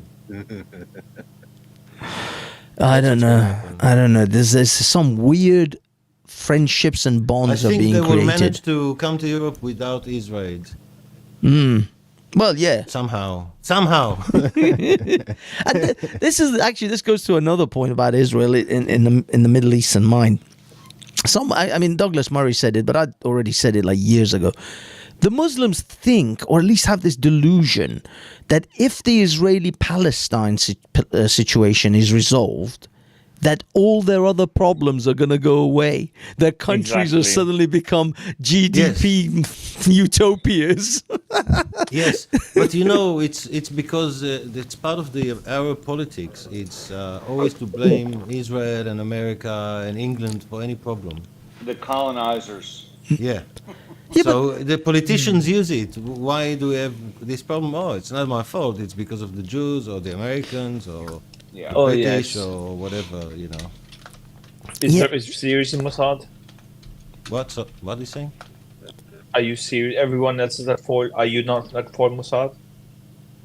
I am serious. Yes, I'm not saying everyone believes it, but it's a lot of people. Enough people believe it. Yeah. I mean, it's easy, right? Like, you know, if you blame this other entity, I mean, Hitler did it. I mean, you blame some other entity, you scapegoat them, and you say that they're the problem and it's not me, or, you know, I mean, it's you just make an enemy. So, it's like classic politics. Yeah, I mean, it's them. If we can deal with these people, we'll be just fine. Yeah. You know, they're the reason we can't eat. They're the reason we don't have anything. It's them. It's simple. That's what they do. So. I mean, look at the U.S. Congress does it. I mean, Joe Biden they do it to each other Trump as well. For 9 years ago, it's ridiculous. So, you know, one of the problems of democracies is that you get so caught up in your internal fight, you forget your enemies are listening. Well, that's one of the drawbacks, and I mean, look, I got to be frank with you. I question democracy at this point because we have a lot of idiots here. Yeah, democracy has many problems, but I don't know what to do. I don't think a lot of these morons should be able to vote. So I think you should have to pass a literacy test. I mean, we got, and the other thing but if you do a literacy test, people will vote even more left. So, problem one is illiteracy and stupidity. Problem two. No, it's not a problem, man. Stupid people can see straight through the crap.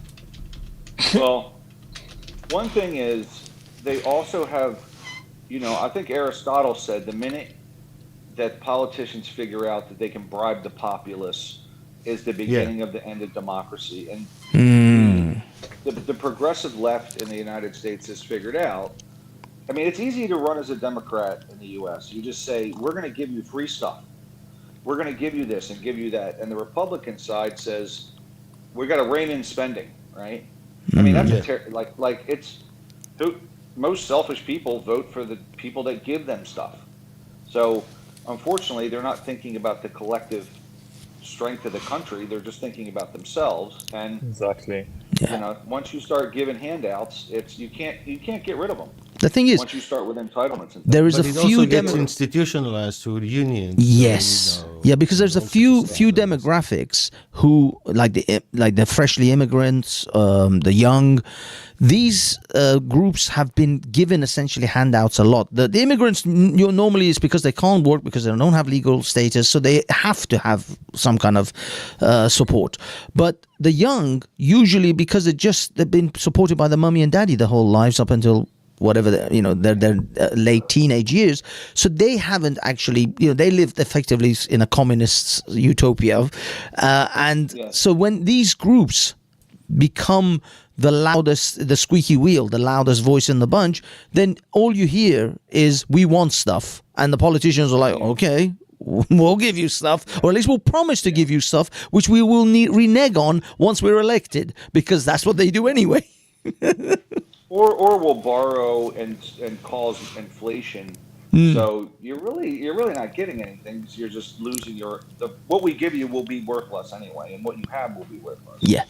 And also you'll be in debt because you have to pay off that national debt for the rest of your life and your kids' lives. It's only 34 I've met a few politicians. Have you ever met like real politicians, Yes. people in parliament or real politicians? No, people who are actually working. That's their full-time job. That's what they do. You know, they're in parliament or whatever. That sort of thing. Yes, I have, Mossad. Banksy have as well. Yeah, because in the Speaker's Corner, there's been a few politicians who come fairly regularly. Around London. I was going to ask if your impression is that these are people with bad motives, like these are people who, even if you disagree with them, you at least see that they believe whatever it is that they trying to do. They actually are.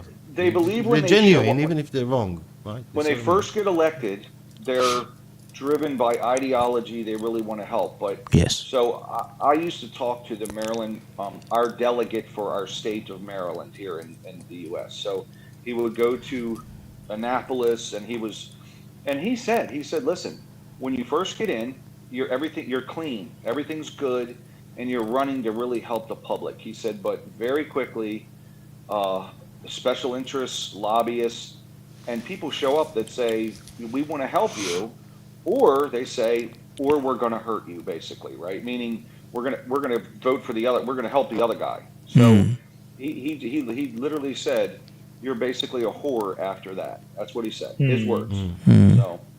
So when you first get in, it's good, but then eventually it's special interests, you know? Yeah, they will I eventually will share the corrupt similar you. experience. Yeah, I'll share the similar experience with Ryan. In all honesty, myself, because even when I met Boris Johnson the first time, like he has all these ambitions where he wants to turn the UK back to its traditionalist sort of like mannerism in the society and the whole understanding of conservatism. But as soon as he became a prime minister, it was like then meeting him again after that. It was like just meeting another person who is completely rigged and has got no idea that what he used to be, and now he's being controlled by some puppet masters. That's literally what I saw, in basic honesty. Yeah, this is I mean, I was going to say, in my country, both parties, because they act like the Republicans are big business. That's garbage. Both parties are corrupt, and like the left is corrupted by the university system here, which is huge business, and I mean, the left gives the universities so much money, and then they do 1 million studies, which funds all their garbage, and and the teachers. So they're just the same level of corruption, and then a lot of the tech companies are pro-left, and then on the right side, it's usually retail business, oil, these types of things. So both sides are dirty, and it's just the way of the world, So. I think the best study in the history of studies is the one that was done that claimed that IDF soldiers are racists because they do not rape Palestinian women. What? Yes. That was an actual thing? Yes. And like, what was the argument that was made? Like, why aren't they? That they are so racist that they hate them so much they don't even, they can't bring themselves to rape them. Yes, because that's so racist. Yes, yes, that's the argument. Brilliant. They're mad they didn't get Me Too? Are you kidding me? Lord, that was the study. Yeah. What kind of a brain has to? In what state do you have to be in order to somehow make that conclusion and make it like as if it makes sense? I tell you, the stereotype. The stereotype is a Spanish woman that makes these kind of studies, or Greek. I believe it's got to be a woman, Mossad. You know Yeah, it is. yeah. Like, if you whistle at a woman, she's angry. But eventually, when they're like 55 and nobody's whistling at them, they're just as angry. Yes. That is You know, insane.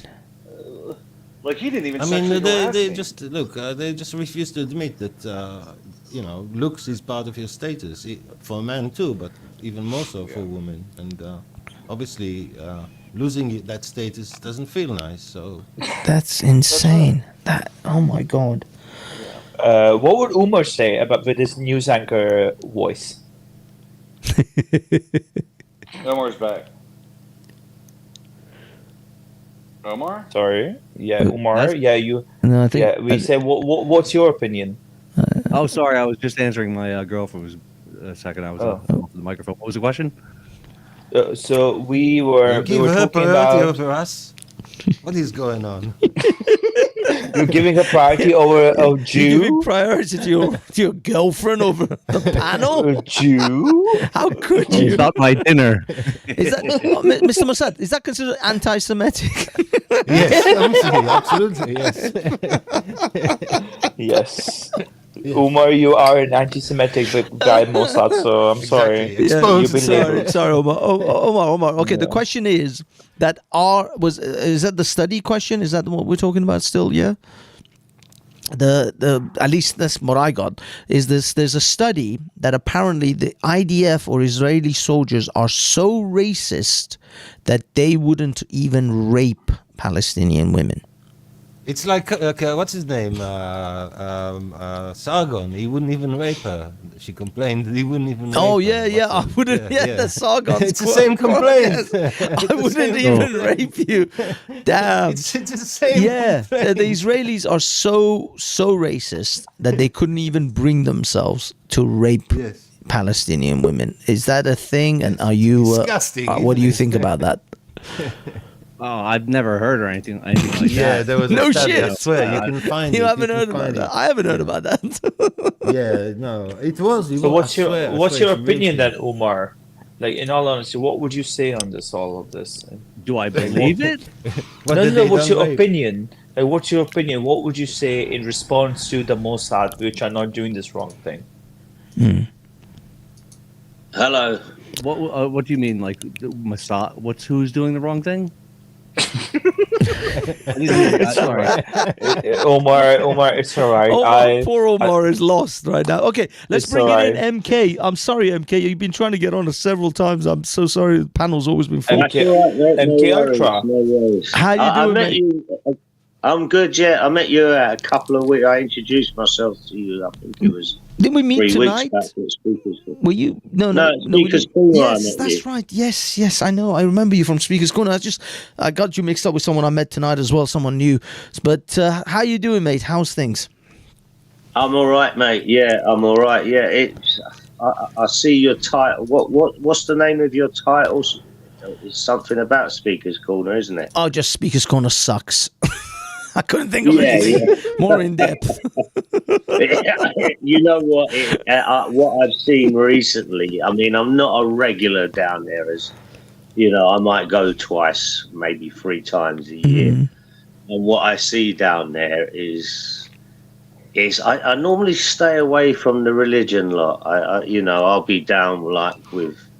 The side where the hut is, not up by the religious. Oh, yeah, the coffee shop, where the coffee shop is. Yeah, I sort of stay down. I see. Yeah, not a lot goes on down there, though. It's just people sitting around drinking coffee. I've never really seen... No.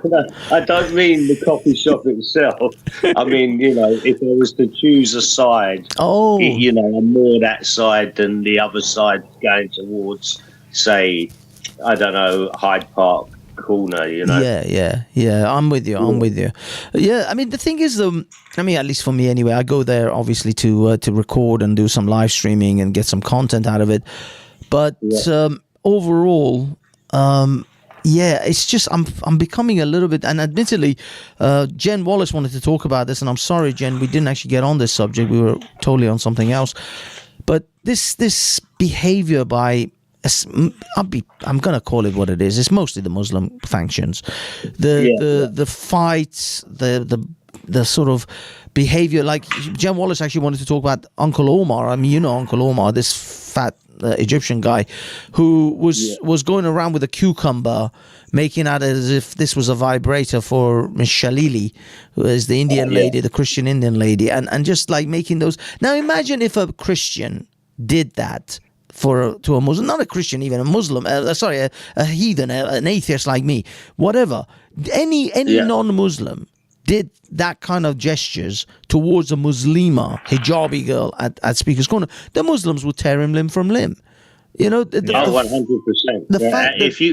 If you done that to a woman on the street, you'd probably be arrested for some sexual crime. Absolutely. It would be harassment. It would be sexual harassment, actually, because it was a harassment in a sexual 100%. Nature. And yet, this man, don't get me wrong, Omar is a vile individual. He's a vile person. He's done so many different vile things over the years, and he's been actually taken to court and prosecuted for harassing Paul Williams, who is a gay individual, over the fact that he's gay. And he incited it so many times at Speaker's Corner that eventually Paul took him to court and got him convicted. And he wasn't even allowed to come to Speaker's Corner for a while. But eventually, time passes, and now he's back. Yeah. He's a convicted terrorist as well. Oh, is he? No, yes. He would have got a much longer sentence if he was actually convicted of terrorism. No, honestly, he's a convicted terrorist. You can ask anyone, and everyone knows. Is he really? That's crazy. Well, that doesn't surprise me, because what I see down there is I see a lot of hate down there from I'm going to call it, as you said, the Muslim lot. You got lots of young guys up there now with full face masks on, and you can just see their eyes. Well, yeah. And I don't know if you probably saw the videos of the slap and the push up. Yeah. That's actually, I actually brought that up. I found it finally from Revelations 21:13. Yeah. And well, I'm on that video. I'm quite involved with it, because put it this way, I was filming Piers Corbyn, and I'm only off a mobile phone. There's no fancy camera equipment. So I thought, and I was on YouTube, and I was live streaming, and basically the subscribers were saying it's a terrible feed, so just leave it. Yeah, that's me there in the red with the black coat and the red. Yeah. I can see you. Yeah. Well, what happened is I've actually analysed my footage is so rubbish because I've done it off StreamYards because the sound was so bad. And when I've analysed it, I've looked, and I think it was a setup, Sorry. I think it was a setup. You thought it was a what? And the reason I think it was a setup, because the reason he got slapped is because he was rude to a young Muslim girl, that guy there, yeah? Oh, I see, the Christian guy. Yeah, the Christian guy was, he was shouting his stuff, and he was rude to the young girl, and that's when the guy stepped in and pushed him, and then slapped him. But when I've looked at my grainy footage, just like all conspiracy theories videos, they're always grainy. I actually think that he was saying to this older guy, like, move in now and bring, and he beckons. The way body language looked to me like he was deliberately put in there so he could be rude to her, and then that guy could respond. Maybe I'm being paranoid, but it looked that way to me. Let's put it this way. Well, it can happen. I wouldn't put it past it. I actually got set up like that. I got set up by a couple of individuals who kind of coasted a kid to steal my cap. And the first time the kid took my cap, he dropped it on the floor, so I just turned around, picked it up, and put it back on, and carried on like talking to the individuals. But then the kid grabbed my hat again, but this time tried to run away with it. So I grabbed him by the collar, and then the kid just chucked my hat across from one side of the railings to the other side, and I let go of the kid and went and got my hat, and the Muslims made such a fuss over that, as if I was trying to choke this kid, I was trying to kill him, and I just grabbed him because he was running away with my hat, and they made a whole hoopla about that. And I was the victim. I was the one who was being assaulted or physically attacked or physically, accosted, because he was set up. And then, and afterwards, when people started telling me, no, you know that this kid had been told by the other two people that were talking to you or arguing with you to do this. And when I started looking at the actual footage, because I had my own footage and other people had footage, you could see in the background, I wasn't paying attention, but in the background things were happening and conversations were taking place. So those sort of things happen. The Muslims are extremely dirty when it comes to these kind of actions in Speaker's Corner to try to do something to incite to get you in trouble by the police. And the police are more than happy to capitulate. They're more than happy to arrest the non-Muslim over a Muslim on any given day. Yeah. Isn't this what's happening to Israel right now? Let me tell you this. Is when this finally they arrest that guy and I walk down and I'm telling them that they're cowards and they didn't, they've arrested the wrong guy. The Muslims then turned on there. Once the police had made a little line that we couldn't move any further, they turned their attention to me, and there was a young kid, and he started calling me a paedophile and all that, and I was like, "Is this what you're teaching your fucking kids? I'll get my daughter up here to smash your face in." She would never talk to say that and call people paedophiles. I just thought, what are you teaching, these kids hatred to call, grown people just because I had a camera? Oh, you're a paedophile, for fuck's sake. The thing is, MK, they do that. They do that. That's a common tactic now, because you see all the other slurs. They can call you this or that. You can ignore a lot of slurs, but having a slur of a pedo now slapped onto you, totally untrue, but nevertheless. Well, I'll be honest with you, Banksy. If it wasn't a youngster what said it, I'm afraid. I listen, on the internet. You get that all the time. You know how the internet. Exactly. But if someone says that to me on the street and he's an adult, I'm afraid I have to do something about that. I'm not going to take that. But that's what bait. I'm saying? But that's the thing. That's the bait. I'm not a big or bad man. I'm just not going to take that. Yeah, but MK, that's ironically that's the bait.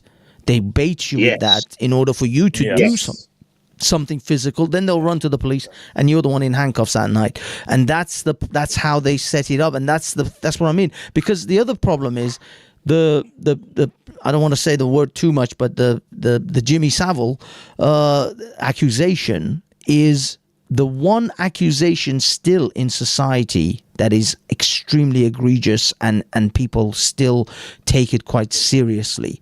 You can call a person a rapist or a child. Well, actually, no. I mean, child abuser is the same thing. But you can say you're a wife beater. In fact, there are literal wife beaters who one of them has become extremely famous, called Modine. I have an interview with his wife, and she describes how he broke her eye socket when he punched her, and she had to have surgery to fix her face. And yet this man is now a global famous Twitch TikToker. He's having celebrity boxing matches and shit. So you can be a wife beater in this world and no one bats an eyelid anymore. But being called a Jimmy Savile supporter or, that kind of individual, it still runs really deep in people's consciousness. And so that's the final insult that they can throw at you. I do have to add in as well, MK, because the issue is with Islam, what they do, the tactic is to do all these things, then record them, and then show around the world, oh, look how bad Christians are. Exactly. This is what they're doing to Israel. There's a lot of ulterior motives. Exactly. There's a lot of ulterior motives that Muslims actually use in order to portray themselves as the perpetual victim, because they like to be called perpetual victims. This is an issue. What's happening in Israel, what's happening in Iran right now. Like, Iran is saying we are subjugating these people because look how they're gonna bring LGBTQ. It's like the victimhood within themselves, but they're not realizing these are the real oppressors. Yes, this is I found that like being online, you get guys be clipping things and putting comments up, and they're always playing the victim, that it's somehow they're being thingy, but they're just doing the same themselves.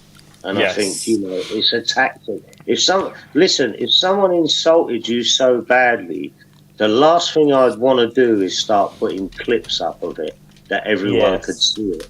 Do you understand what I'm saying? And that was what here right now, I'm being surrounded with people in fully face masks and a young kid poking me, and then I'm looking at all that and thinking, well, what are you doing? And they're shouting out, "Oh, violent Christians" and all that. I was just furious at this time, absolutely, and I just thought, well, I won't go down there for a while now because obviously it's there's loads of videos out there, and I lost my rag a little bit with the police. It was the police, the two-tier system. It was fully functioning, and I just thought, you lot serious? This guy, I'm going to be honest. I think the guy in the green coat in the end, he had to be arrested because he wouldn't calm down. But that other guy what done the assault, surely he had to be arrested. And he wasn't, and he was just let go scot-free, with all the people saying what he had done, all on video, and he was actually mocking everyone as he was walking away, waving, And I just thought, that's why I lost my brain. And I'm not religious, so I'm not really on any of the sides up there. I go down and see the boring lot, the Piers Corbins and the, Danny Shine. I like Danny Shine. He's always a good laugh down there. And, Is he still with that megaphone? Everything is okay. Everything is okay. But I only go 2 or 3 times a year. And, to see that, it's not good. It's losing, free speech. If people are being set up. That's no good. You know what I mean? You guys don't have free speech, from what I understand. Oh, no, they have a corner for free speech. They have a corner. They have a corner of a free speech, yeah. And even there, really, it's not. I mean, there are plenty of things you can say that will get you in trouble with the police. Even at Speaker's J.K. Corner. Rowling's pushing it, from what I understand. Well, the thing is, she at least has the clout, the sort of audience, as well as the money to fight this in court. That's why they're not going to go after her, because if they fight that stupid Scottish law in court and set precedences, then no one's going to get prosecuted under that law, because she would then set the precedents. But they don't want to do that, so they're not going to pursue her, because they know she has the money to fight it. The funny thing is, and what she's done, which is amazing of her, is that she said anyone who retweets or says the things that I'm saying and the Scottish police come after them, I will fund their court cases. Oh, she does that. She is calling their freaking bluff beautifully. But aren't they going to get like lots of Americans basically on their tweets saying, come catch me, like... Well, no. The thing is, if you're in another country, they can't do anything to you. It's only if you're in Scotland. I would just go there and wind them up. Well, they have. The first day that this law came into effect, which was April Fool's Day, 1st of April, 40,000 reports were reported against the person who authored the law, Hamza Yousaf himself, because he made a speech that was very racist towards white people. Okay, let me tell you something about this guy. This guy is an enemy of the UK. He's friends with people in Tehran. Yes. And they're not. The guy that made the law is Hamza Yousaf? Yeah. Yes. Yeah, and the one he's who also authored this law in Scotland. His wife is from Gaza. He's under investigation whether he actually used party political funds in order to get his family and his relatives out of Gaza. He is right now under investigation for that he could end up actually either being, thrown out of the party or in prison even for misusing the funds. That seems to be a regular thing with that Scott. Well, he wants with the Scottish party. Under investigation as well. Yes. Part of the plan to weaken the West would be to break the UK up. Obviously, England and Scotland, separate countries, is not as impressive as the United Kingdom. Also, it's not going to have all its seats in different world organization, because it's not the same country anymore. It's starting to, They and the SNP, they're kind of a Nazi party in hiding. Well, the funny thing is, the SNP has never hidden their goals. They want an independent Scotland. They want to separate from England. In fact, after we did the Brexit thing, they were sure that they're going to get the Scottish people to vote, to get another referendum to vote Scotland so that they separate from England as a unity. But the Scottish people have since then, I think personally, have become even more skeptical of this Scottish National Party because of all the transgender things that they've been pushing now, this ridiculous law, this hate speech law. I think the Scottish National Party is going to lose badly in the next election. The only problem is the people the Scottish will vote for, because they will never vote Conservative. The Scots despise the Conservatives, so they will vote Labour. And Labour isn't that much better than the Scottish National Party. So we're still screwed. I hear no conservatives at all there. There isn't really. I argued this before. I think even in the fight of the Conservatives in Scotland, they only had about 4 seats up there anyway. Yeah. The Scots hate the Conservatives. They see them as English invaders. Essentially, they despise the Conservatives, and it's you could do a stream just on stupid stuff Hassan says. Just people commenting on his stuff. That could be a whole stream. That could be a thing. Yeah. But saying that Banksy, sorry to interject, but saying that we also need to make a stream about stupid stuff that Mossad says. Yeah, you could do one, but you could try. Go Mr. Mossad. See. I mean, I know Hassan is not going to be able to control himself, and so this would be a futile attempt. But I was tempted to have you and him one-on-one, like have a minute or 2 minutes each debate sort of scenario. But Hassan will just lose his shit and will just start swearing like crazy. I know Hassan can't. He's tough. I also say there's nothing to debate. We exist. We'll defend ourselves. And it doesn't matter what debates conclude. Yeah, I'm still going to defend my family, and people are still going to defend ourselves. It's just we don't care what you think or if it doesn't suit your taste. And by the way, Banksy, who says lols in your lols, chat? I'll be honest, I see lols around. I don't know exactly who is behind lols, because it could be someone that I know under a different nick, but I see lols, regularly. I'm not really sure who it is.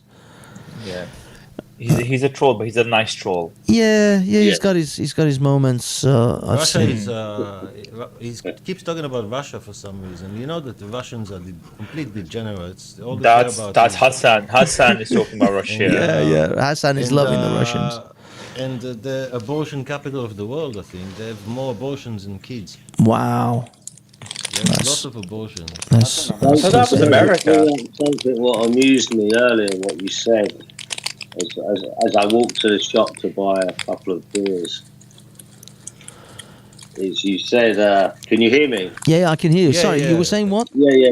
What made me laugh was as I was walking to the shop, I was listening to you, and you said, some people say it's pretty sad to have a few whiskies and go on the internet on a Saturday night, but it's the highlight of your whiskey.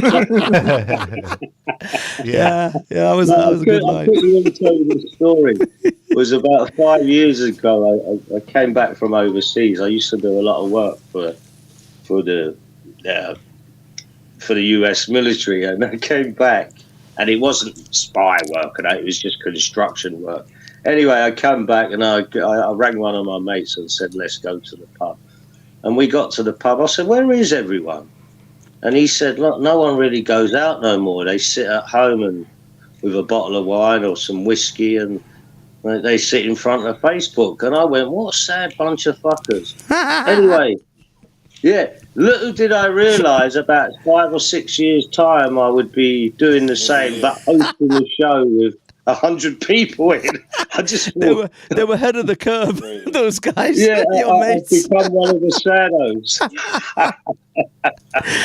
But I suppose as you get older, you don't want to go to pubs and clubs and all that. You know what I mean? That's what it's about, I guess. Mostly, yeah. Mostly. All these videos from the protests, we see them in Israel. We saw there was someone walking around with a swastika, and I looked up. 70,000 British civilians were killed by the Nazis. Why would you want to walk with the Nazi flag in London? Forget about the Jews for a second. But British no people, idea. they were bombed in their homes. What civilians? Yeah, They bombed oh, downtown. They bombed for years. by the way, I just want to point out today I saw from today's protest there was a car that was stopped and searched, and they found a whole bunch of Hitler photos in the car, and they had to confiscate them and arrest the guy. It's what it is. It's like a three pictures. One is Netanyahu. One is like a hybrid of Netanyahu and Hitler. And Oh, I see. Netanyahu is Hitler. Yeah. Well, yeah. I mean, there's something similar that happened to me once. Was I knew where just from where I come from and where I was when I was youngsters, I used to know a lot of them Chelsea and stuff. And one of them was working with us, and he gave me a bunch of stickers. Anyway, I looked at the stickers, and most of them were Chelsea ones, and there was things like the headhunters have visited you and all that. But there was a couple of sort of proper racist ones, which I did, I wanted to get rid of, but I put them in my pocket, and I was on my way home on the London Tube, and they fucking fell out of my pocket, and I better get these picked up quick before someone sees me. I disposed of them as soon as I got home. I kept a couple of the Chelsea sort of ones, but not the racist ones. I'm not into all that sort of stuff. Yeah. But yeah, What I is couldn't this believe it thing when with they the- fell out on my train. I just thought, for fuck's sake, how's your luck? Anyway, What are we listen, watching? I've got to go. Yes. Banksy, Oh, listen, take thanks care, for having MK, us mate. on. Thank you for a coming. nice one to everyone else on the panel. I can't see the names because who we got? We've got Mossad. Stay away from the trouble, man. Stay away from these crazy people. Yeah, that's what I was playing. I was playing. Stay away from Mossad. The crazy. There was a fight on last Sunday's one. So that's what I was basically playing. This video was a guy, a Muslim, who smacked a Christian in the face, and then they're all kicked off. So but that's become part of the course now. I mean, there's a guy called Chris Speaker's Corner. He's another Christian chap. Christian apologist. Yeah, Christian apologist. Yes. Francis knows him. Very good. He's learned well from Bob or whoever, but he's learned his apologetics really well. Now, he did a whole video for Christmas of the entire Speaker's Corner year of Muslims hitting and attacking other people. And it's like a 50-minute video. And about 45 minutes of it is just purely different events of Muslims attacking someone. And I'm like, dude, the police take no note of this. Nothing. It's like... I mean, if you had one group of... That's all I can say. Anyway, take it easy, guys. Take care, mate. Take care. Have a good one. Bye, Thanks for man. coming. Take care, MK. But yeah, I mean, if you actually had any other group of people, if you had a bunch of English football supporters come to Speaker's Corner every week and hit someone every week, one of them, it doesn't matter, different group, different people, but this group essentially, football supporters who come to Speaker's Corner, they would have banned that group by now. The police would have outright banned that entire group easily. But they won't ban the Muslims. In fact, Did you see there was an Israeli Christian in Hyde Park a few days ago? Israeli Christian? Yes. You mean someone who was an Israeli is now a Christian? Well, he can still be an Israeli. He's born into a Christian family in Israel. They've been Christian for hundreds of years, but they live in Israel. Yeah, I mean, just like you can have Israeli Muslims. He speaks Arabic at home. Yeah. But he's Israeli citizen. He's was in the IDF. He was badly injured. Are you talking about the black guy? He's not black. No, he looks Arab. Looks like the Middle Eastern. His name is Yusuf Hassan, I think. Yusuf Haddad. I can't remember. He's good. You should check him out. I'll check him out. He was arguing with people in that Hyde Park thing, and he sprayed over their signs and stuff. Interesting. He's funny. I'll look him up. He's got balls. I didn't realize. Has he? Oh well, it's all right. How many do you know? Did you check? How many what? How many balls? Balls. Yeah, you're talking about them, He's so got, you know, like I thought you checked. He's got two, each one bigger than your head. If you can imagine. Oh right, Does Mossad. Well, Yes. I would. well, does I'm sorry anyone to hear feel that. like the social? Does anyone feel like the social protests? I mean, I'm so sick. It used to just be some climate nut jobs, you know, just like laying down in front of cars. Well, the climate people are the pro-Palestine people. It's the same thing. Their whole protesting thing is almost like a sport now. Yeah. It's like a virtue signal. Like I went to the protest, right? And I mean, they're protesting like it's like a pastime. It's literally like a pastime now for these people. Yes. And I don't know if it's this generation, but I don't remember seeing this many protests for anything before. Maybe I'm wrong, but well, they had them like in America in the it's like 60s. Also in Paris, they had them. You know. Well, I mean, in the last 10 years, it's become very. It's like what they do. Everybody. Do you know Jonathan Haidt? I think isn't he a writer or social commentary or something? Yeah, he's a psychologist at NYU. Okay. And he was on the Obama campaign team doing research into what makes Republicans tick. Like, how can you convince moderate Republicans to vote Democrat? So that was his job, is to find out. And what he found out it made him leave the Democrat Party, basically. So it's very, very interesting. Well, what was his? What did they find? What did he find out exactly? Like He found that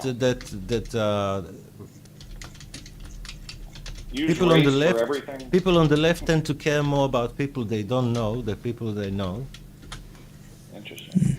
They have no respect for authority or tradition.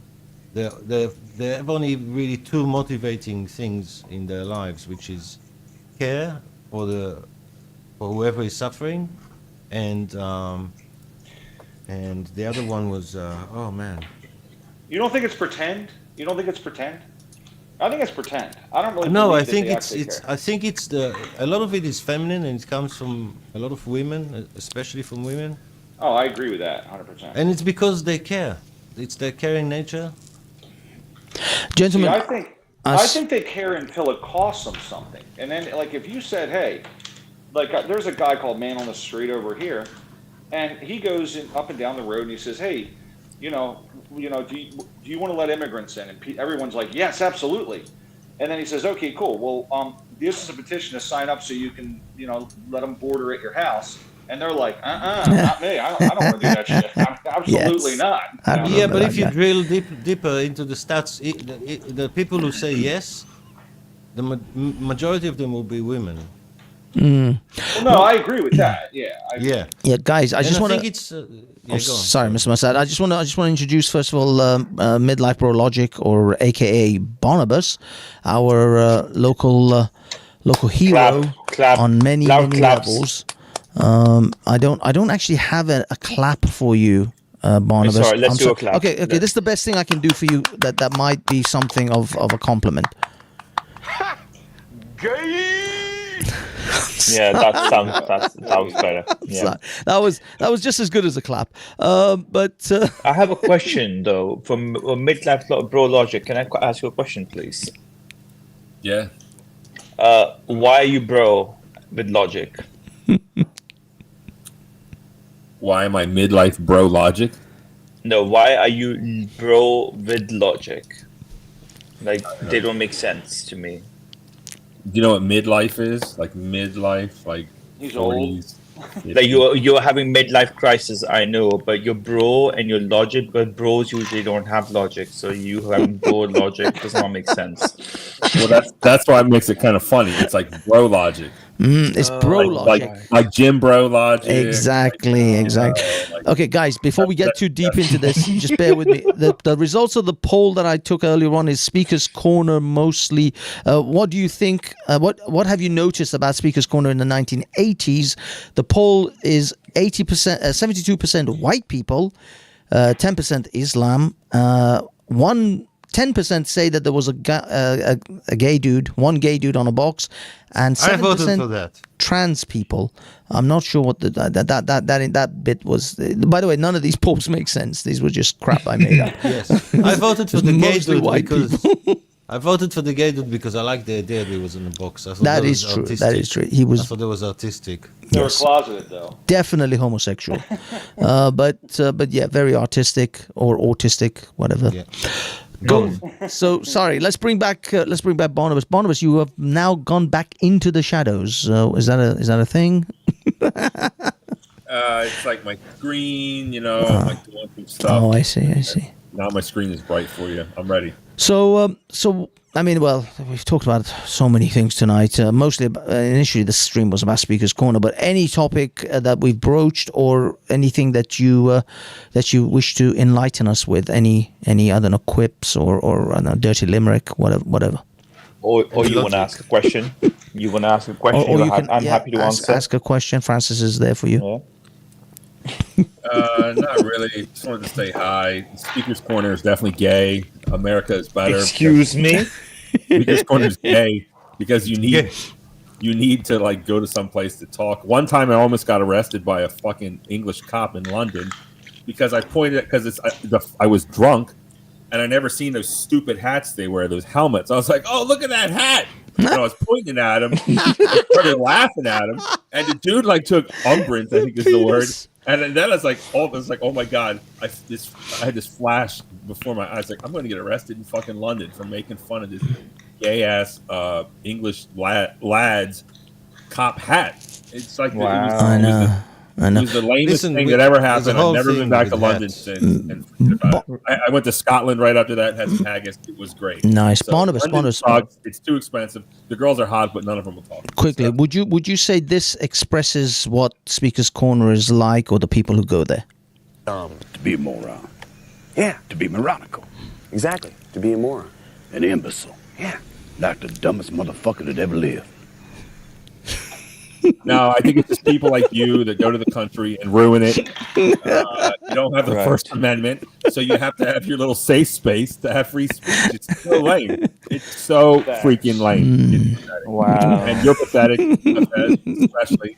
And there's too many of you in that country, and you're ruining it. And that's what I think. Wow. So this is how liberty dies. With thunderous applause. Is that what happened? So midlife bro logic. So you're saying that people like Hafiz and Francis, people like me, are ruining this country. We need to run away and go away. Yeah. So I don't know you. You don't even have nuts. You can't even cam up, and you don't even have an avatar. So you don't even exist. Okay, you're like John Cena. I can't see you. You don't exist. I spoke to the Mossad before. He's like super Zionist, baby killer. So I'm familiar with him. I kill babies only in the morning. It's fun. Only in the morning. How are you? I am familiar with him. No, Francis But does you can come see up. my- It's just right now he's not. But He doesn't he's exist. normally he's good. He can't even have an avatar. I'm not going to talk to him. It's No, Wait, that- can we that's just- avatar? that's- Like you can see my face. Can you not see my face? No. Unfortunately, your avatar is blanked out. It's StreamYard is crapped out. You can jump off and jump back in, and it will probably refresh that avatar. Yeah, it's just StreamYard. It craps out occasionally with the avatars. But what I don't get is how we can come from a country whose president cancelled Easter in favor of Transgender Day, telling the British that they are gay. You got a good point. I can't defend that. We got some around tonight, bro. He cancelled Easter for Transgender Visibility Day. Insane, man. I have no answer to that, but I'm going to go in on tonight. So join my stream after Banksy. Biden visited Baltimore, and I need to react. I need to hear what he said. He's in Baltimore tonight, is he? He already made a speech, and I'm going to react to it after Banksy is done. That's what He's been terrible on Israel as well. I need to get ready. I need He's been terrible on Israel as well. He's burying America as well. He's burying He the gave West. you every single weapon and bomb that you need. No. So I don't know what more you want. No. He's been terrible on Israel. It's been very bad. Who, Biden? He's been sending all the bad signs to the West's enemies. He's giving them all the wrong signs, and he's pissing off all the West's friends in the region. So Well, I don't disagree with that. He is an idiot. He's never made a good He's move. bad. He's bad. I'm afraid he's bad. He doesn't understand the Middle East. And Trump, for I don't know why, but he got it.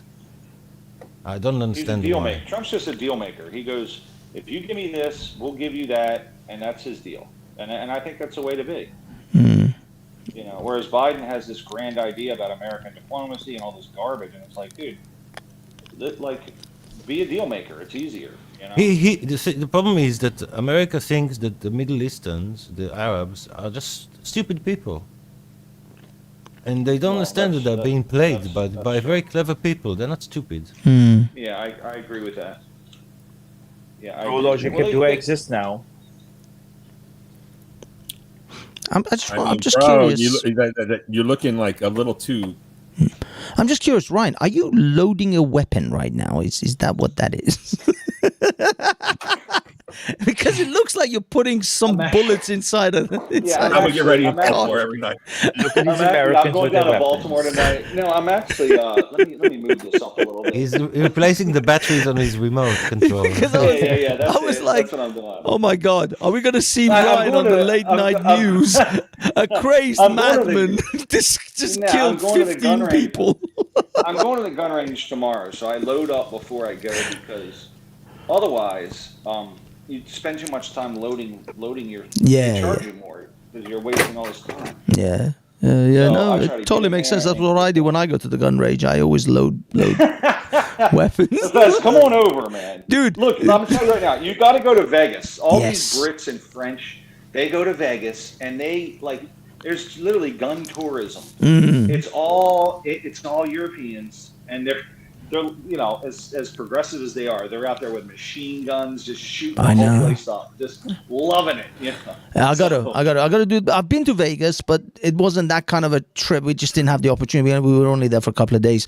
But I definitely, I'm gonna go to Vegas and do a proper Vegas trip. And I'm gonna hire a Ferrari. I'm gonna shoot some guns, and then I'm gonna take a helicopter tour while shooting guns over the Grand Canyon because that's America, man. No, listen, you can actually shoot machine guns from helicopters in Texas at pigs because the pigs are so out of control. Dude, look at the video. That's what I want. That's what I want. I'm going to go to Texas. I want to hire a helicopter with a minigun, and I'm going to take out some hogs. I want that 50. I want. What was the gun called in Predator? Oh man. You can do it. What did he call it? It was a name for that gun. Peacemaker. No. Damn. M60. No, it was old something. Never mind. Mr. Mossad, sorry. We have wild pigs in northern Israel. Like in about 3,000 years ago, some Greeks turned up on the shores of ancient Israel. We call them Philistines. And they brought pigs with them from Greece. And these Greek pigs were better than the Israeli pigs. It's whatever pigs do, the Greek pigs did it better and took over. So now all the pigs in Israel are Greek, but from 3,000 years ago. And they're really strong and wild, and nobody messes with them. They walk around in gangs in the middle of a city at night, and people are scared of them. What you're trying to say here is that the Jewish pigs were taken over by the Gentile pigs. They were taken over by the Jewish non-kosher Jewish pigs were taken over by Gentile. Also, that's not a real big Greek pigs. Diet. And that's what we got from these Philistines. Is it? If they did. Sorry, is it true, Mr. Oh, Ryan jumped out. Oh, it's his connection. Sorry, Ryan, you popped out and popped back in. But Mr. Mossad, is it true, or is it actually the thing that there are no pork available in Israel, like nowhere? No, you can get it. You can get it. You can actually there's get also I mean, it depends where. There's towns where most people are religious, so no. But most places, in Tel Aviv, you can get anything. No, you can even get pork in Tel Aviv. Wow. Yeah, you can get seafood and pork and whatever you want. Of course, yes, seafood as well, shellfish. You guys are not into that. Yeah. Interesting. Yeah, because can I get fettuccine Alfredo? Fettuccine Alfredo is made with chicken, pasta, and milk. Can I get that in fettuccine Alfredo?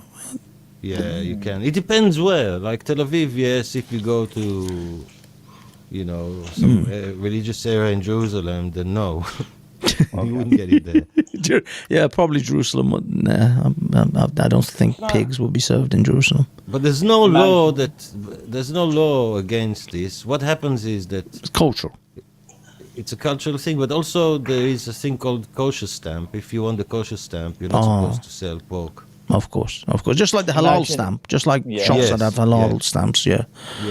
That makes sense. Imagine being in a position where you're seeing in Israel, in Jerusalem, you're seeing a Muslim eating a pork while the Jew is sitting next to him. Nah.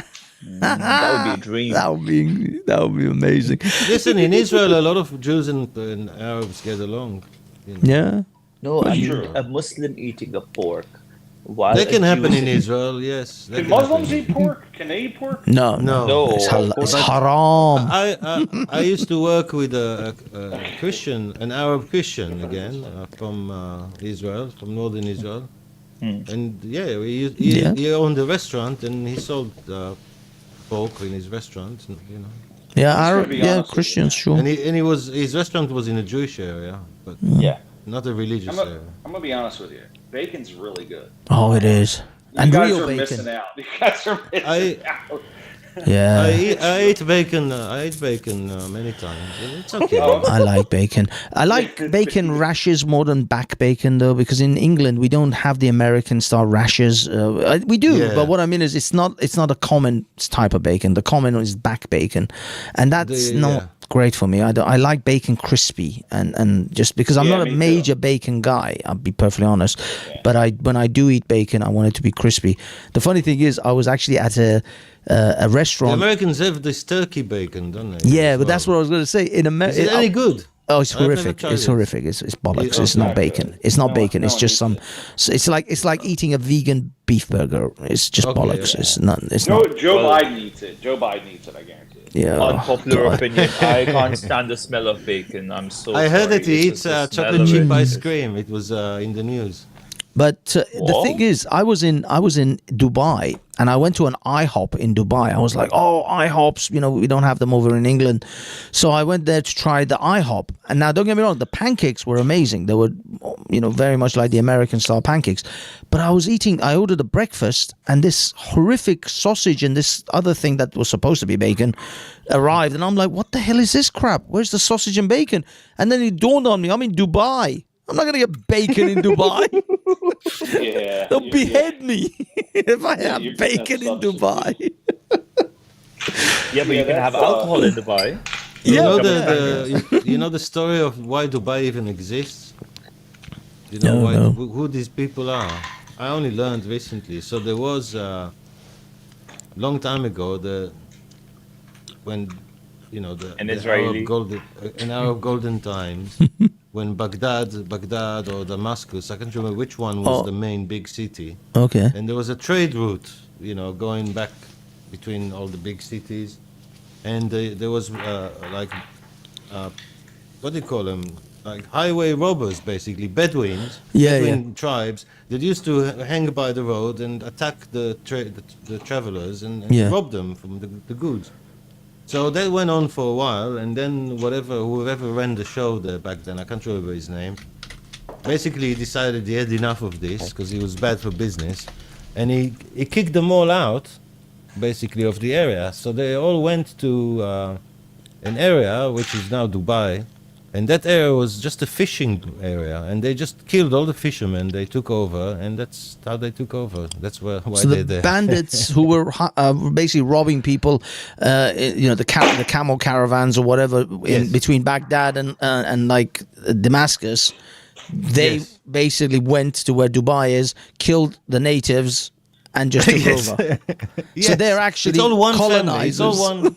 Yeah, they are. It's all one big family. Each emirate is a family. Oh, so that's right. Yeah, look at their phone book. It's all the same people. Yeah, I mean, the thing is, Dubai. Everybody considers Dubai this epic a metropolitan city. Now, I was in Dubai for like a day in the 80s. It was a desert with one hotel. It was horrific, and it is so hot. Your flip-flops literally melt if you walk outside. It's horrific. It's like death. Yeah, I'd imagine it's just hot as shit, though. I mean, Israel's probably hot. It's just scorching all the time. Oh, but Actually, summertime in it's on Dubai. the water, though. Yeah, Dubai. I mean, it's desert. Oh, and this one you can Google it. You can Google pictures of Dubai, 1980s, 1970s. It's nothing. There's nothing there. It's just desert.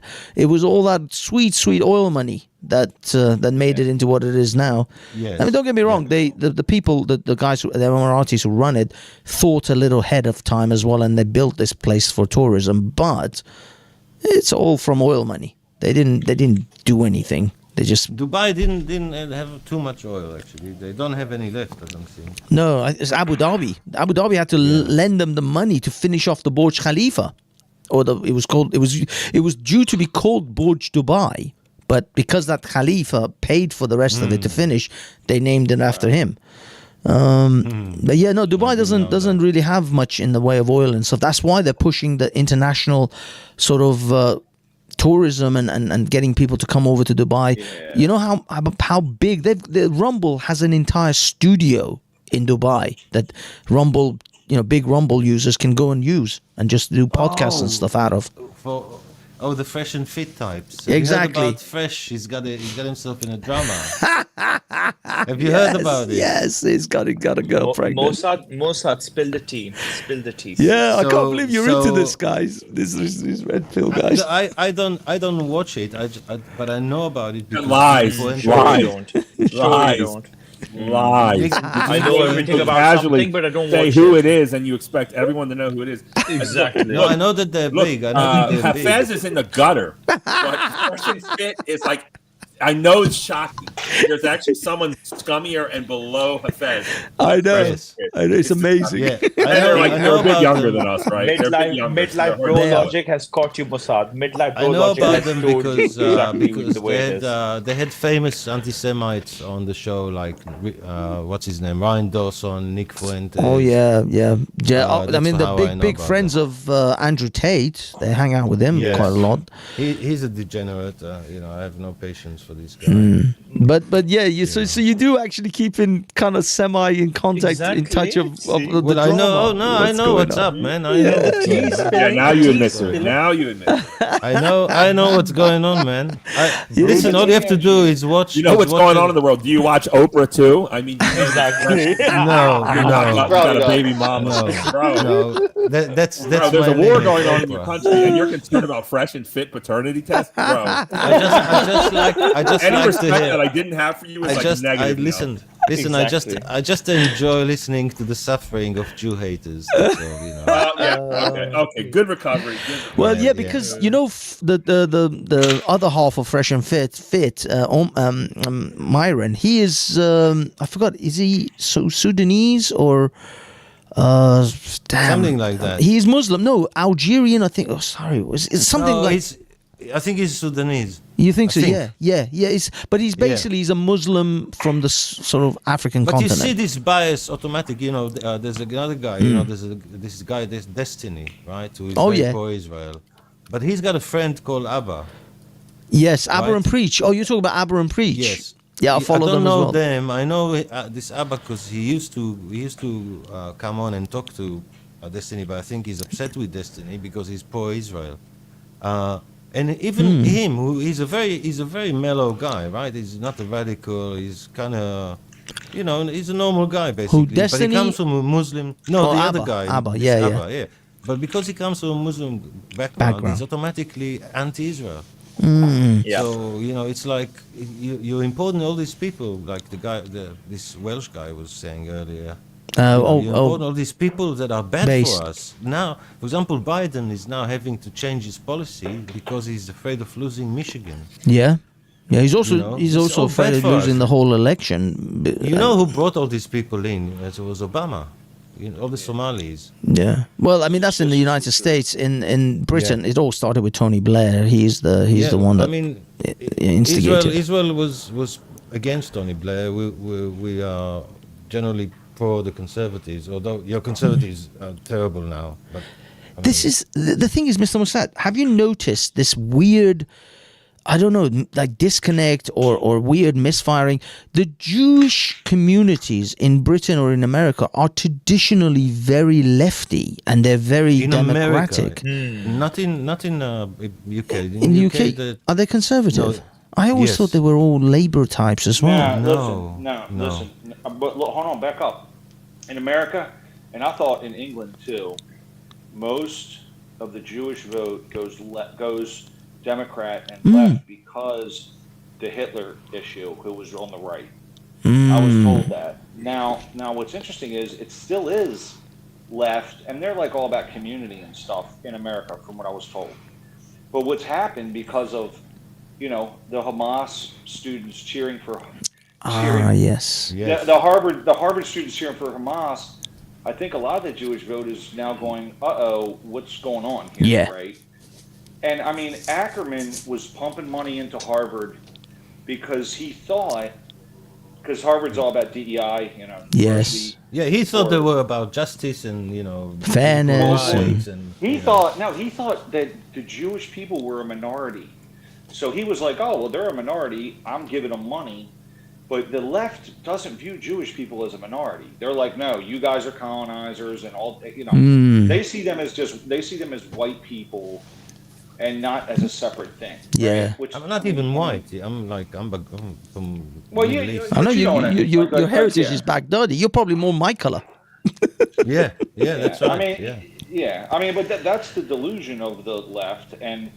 And I mean, look, there's a lot of, obviously there's a huge section of European Jewish people, right? So, but anyway, so now. Yeah, that's what you see in America. Most of your Jews are from Ukraine, really. Yeah, what you call Jewish is actually Ukrainian Jews. It's a very one type of Jew.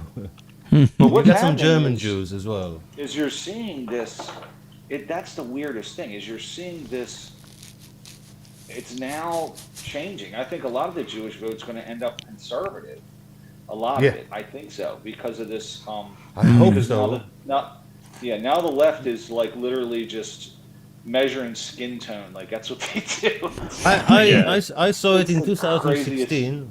In 2016, when the election was going on in America, I was arguing with Jews on Facebook, telling them, vote for Trump. He's pro-Jewish. He's got a Jewish family. He's pro-Israel. And they say, no, he's anti-Semite. He's racist. He's and a colonizer. They would block me. But I kept saying, how can he be anti-Semite when his grandchildren are Jewish? I mean, he's got pushing it a bit, It's like and he appointed Kushner. It's not just like he's in the family. He appointed him to his staff. Yeah. And then the Abraham Accords, like he was very pro-Israel. He was very pro-Israel. He was very friendly to all the Jewish community. He's fine. He probably said a few mean things about Jews, but everybody says mean things about everybody, Yeah. It's not. I don't even think I don't remember him doing that, but he very. I think he said he said a few awkward things. I wouldn't say mean, but he did say a few awkward things. Gentlemen, but what the hell, man? You can't. I just want to say that I believe Bonnie, are you on the verge of getting your shit together and getting this show on the road, or what? What's going on with you?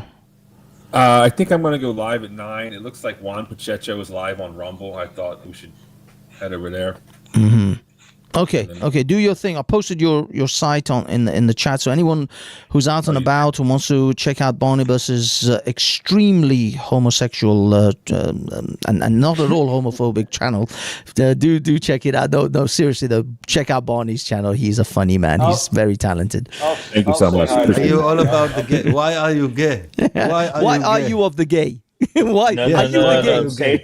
Say it properly. Why are you gay? Why are you gay? Why are you gay? Are you gay? You are gay. I'll swing out later. You are gay. But yeah, I'll swing on later. Gay. Okay, guys. Yeah, no, I'm going to hit it at 9, but I put that link for Juan. You know Juan, don't you? Oh, of course, Juan is awesome. Is Juan on now? Juan is on now, but I think he's Rumble exclusive. So everyone go over there. Okay, post his link if you have it in the chat. Private chat. Oh, you private chatted me. What? Okay, let me public chat it. Hold on. Yeah, maybe you can't. Yeah, because it's all right. I'll do it. I got it. Zubida. Someone mentioned Zubida. She's I mean, Zubida's wild. Yeah, they were setting. Oh yeah. Thank you. She talks like she lives in the gutter, you know. Yeah, because she's from the road. She's got that roadman thing going on. It's British street bubonics for the Americans. It's horrific. I like proper English when people talk with the proper English, innit? I can't do it. I can't do it. I can't like Cockney. I don't know what they're saying. Welsh. I have no idea. But the Cockney is at least, it's kind of cute. The Scottish, oh my God! Some of the Scots, I haven't got a clue what they're saying. I need subtitles to speak to a Scotsman. Look, I put on subtitles with all the shit. A lot of Scots are anti-Israel, but the worst is the Irish. I don't know why they're obsessed with Israel. Really? Going on? Yeah. I didn't realize.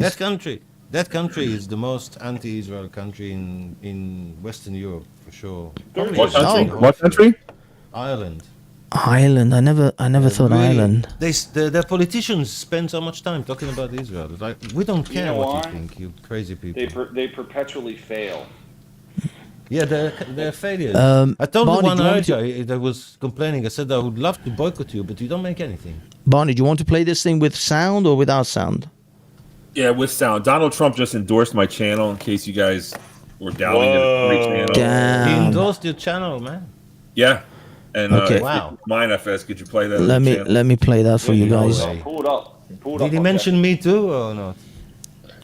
Okay, you guys see that, right?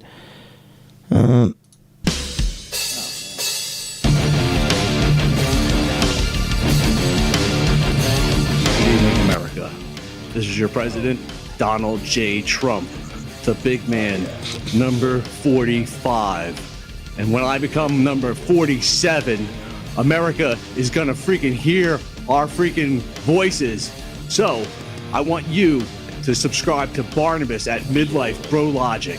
He's the #1 voice of the Donald J. Trump campaign.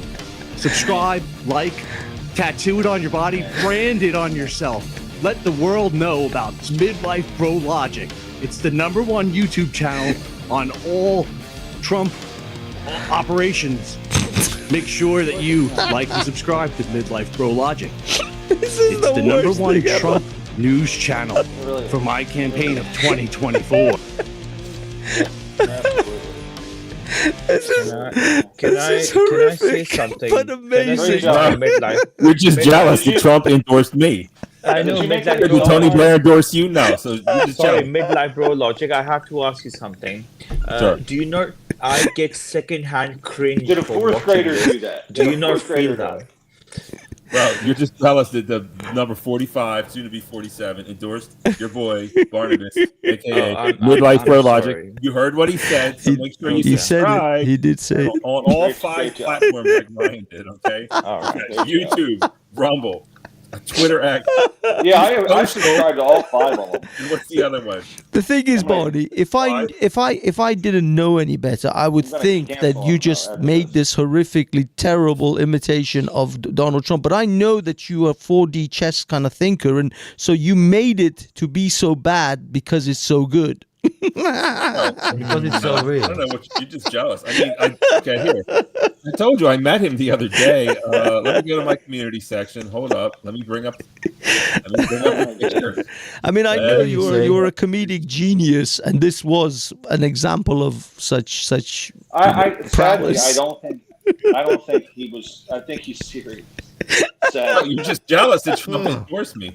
Here we go. How can I'm jealous.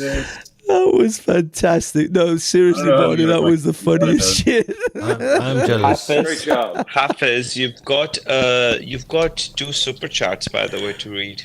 Are you kidding? What super chat? This isn't monetized. No one can super chat shit here. No, go to my community section. I was in a meeting with Trump. There it is. Hit it up. Oh, lovely. But the thing is, Francis, YouTube, I've never monetized this channel. Okay, so this channel has never been monetized. I've never intended to monetize it. YouTube sent me a letter saying you can never be monetized on this channel. I'm like, They did. They did. Are you guys just kicking me in the balls? Even though I'm not even. Sure. No, they literally said you will never be able to monetize this channel. Why? Because of the shit you talk about. Yes, because I talk a lot of shit on this channel. we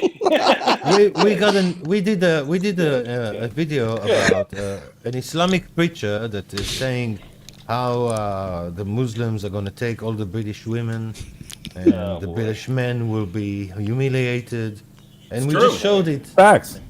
We showed it and commented on it, and YouTube took it down, saying that it is related to organized crime. Dude, do you have a channel? Do you have like a super Zionist channel I need to sub to? We do. It's called the Julinati. But we haven't done anything. Put the link, bro. Put the link. It's actually called White. It's just go to whitehouse.gov. Okay. We own. Actually, put the link and I'll sub. Or I don't know if you're joking or what. We own the White House. No, but he does actually have a channel called Illuminati, but he hasn't posted anything for a while. Mossad, you should kick that off again. It was a good thing you guys were doing. I've been really busy, and Silver is studying, and I got a big project from like big clients. So I've been working a lot. I'm with you. Making some money. Well, yeah, I suppose money does take priority. This stuff is all hobby. But Trump, as you can see, it's literally there. Barney sitting with Trump. Clearly, it's Trump and Barney. It's definitely him. Trump saw my video, and I got a call. Good job, Barney. Get ready for big things from your boy Midlife Bro Logic, and the evidence is before us. Can you not trust your lying eyes? You can't. This is it. It's in your face. Exactly. The photoshopping on that video, on that photo is not photoshopped. It's not at all photoshopped. Nope. And it's absolutely true. Your head down? You couldn't shrink your head down, bro. I got a big head, man. It's like I'm not happy about it. It's just like can you guys not see? You look like a fucking Pez dispenser. You look like a bro, I got a big ass fucking head, man. Looks like a bobblehead. People make fun of me. The Mexicans call me Capistone, man. He's like a fucking caricature. He's like a human caricature. You can quite clearly, all of you can clearly see, like, look how the hands actually match the color of the face too. Yeah, the hands and the color of the face. Color, even the color matches. I'm assuming that's Obama, right? They're sitting down. That's me. Yeah, I know. That's me, bro. That's Obama. It looks like Obama's hands. Bro, that's me. Yeah, it definitely is. You were deeply tan that day. I can see that you had a deep tan. Listen. Hold on. I got to get the fuck out of here. I'm having too much fun. I'd love to hear about why you're not monetized. That's fucking bullshit. I mean, bro, you got like 3,000 subs.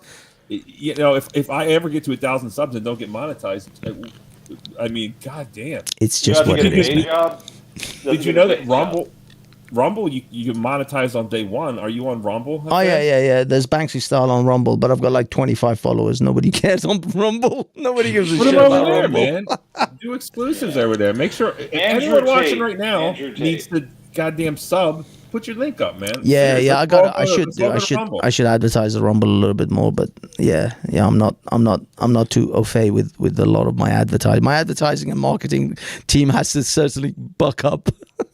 No, and you have what I can say. Super chats on day one. They're called Rumble rants, but you only get 50%. But hey, it's better than nothing. You only get 50. You know that you only get 30. No. You get 70. You get 70. But yes, YouTube did not like our channel. We never got more than 1,000 views. You know. Yeah, well, they stifle your shit. I would have to apologize to all of you and say that I'm sorry, but I am gonna go. Oh no! Me too. Peace out. Make sure you like, share, and subscribe. You mean there are better things to do than this? I'll see you, Barney. I'll see you in a while. Stop being a Gentile for me. What is this nonsense? Gentlemen, this is a very good time for all of us to end it because it's hot as 1 a.m. I'm sure Mossad must be like 2, 3 in the morning for you. And 3:30. Oh wow! There you go. So Barney's about to start his channel, Midlife Bro Logic. Anyone who's interested in staying up and checking out his stuff is well worth it. I know Ryan, you're probably going to go over there in a minute as well. I just want to thank everyone on the channel. Thank you guys for jumping on. It was a great night. I'll be honest, I wasn't expecting it to be this successful. You guys made it what it is. Thank you. Oh, man. Right, see yeah, you soon, guys. You can send me my check. This Jewish settlement is now being dissolved. It's been returned to the, natives.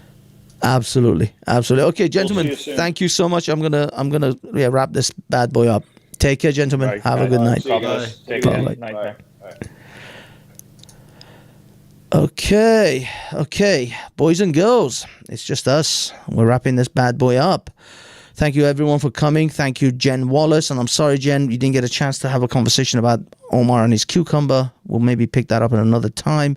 Thank you for Francis, MK, Base Welshman, of course, Mr. Mossad, Mr. Ryan, Barnabas, who else? I think Triller jumped on even for a bit, but he didn't really say much, and he jumped back off.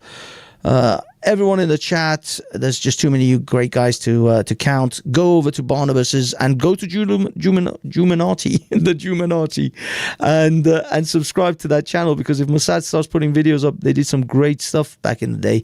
So that'll be good things for you guys to have. But yeah, definitely go over to Barnabas's and wait for his next show. He's about to start, I would imagine, soon, if he gets his shit together eventually.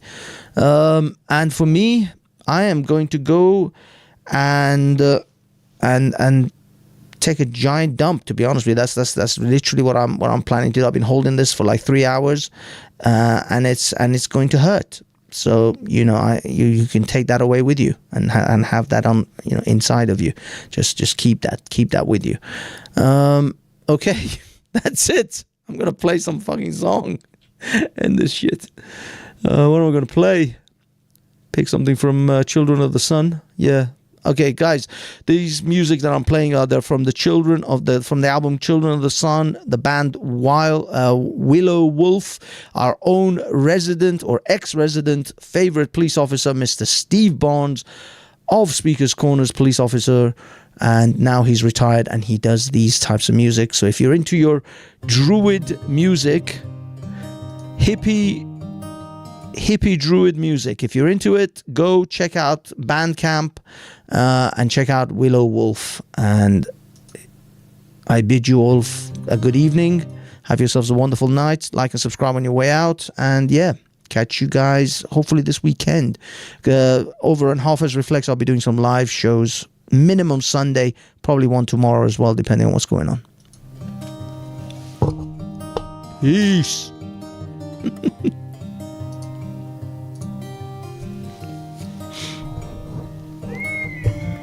What's that I hear?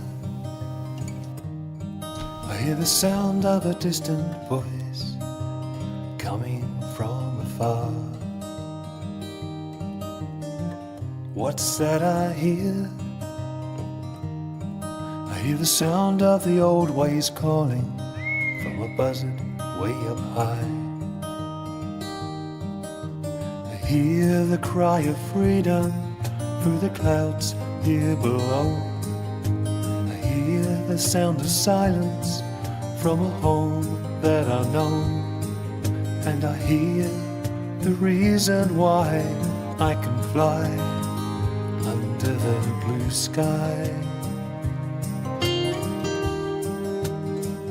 Under the blue sky.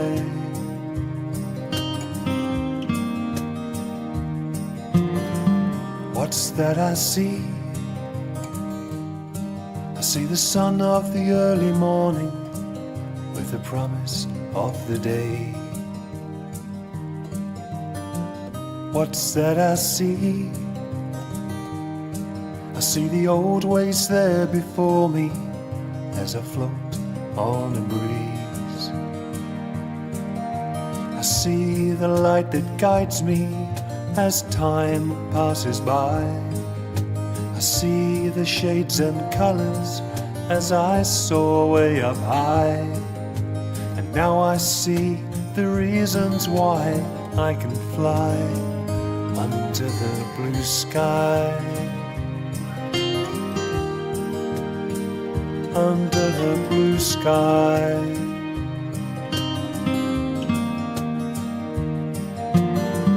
What's that I feel? I feel the peace and love around me as I walk with the wind. What's that I feel? I feel the magic of the old ways as I sing to the world. I feel the peace around me, spread my wings across the land. I feel the earth below me as she holds out her hand. And now I know the reasons why I can fly under the blue sky. Under the blue sky. Under the blue sky. Under the blue sky.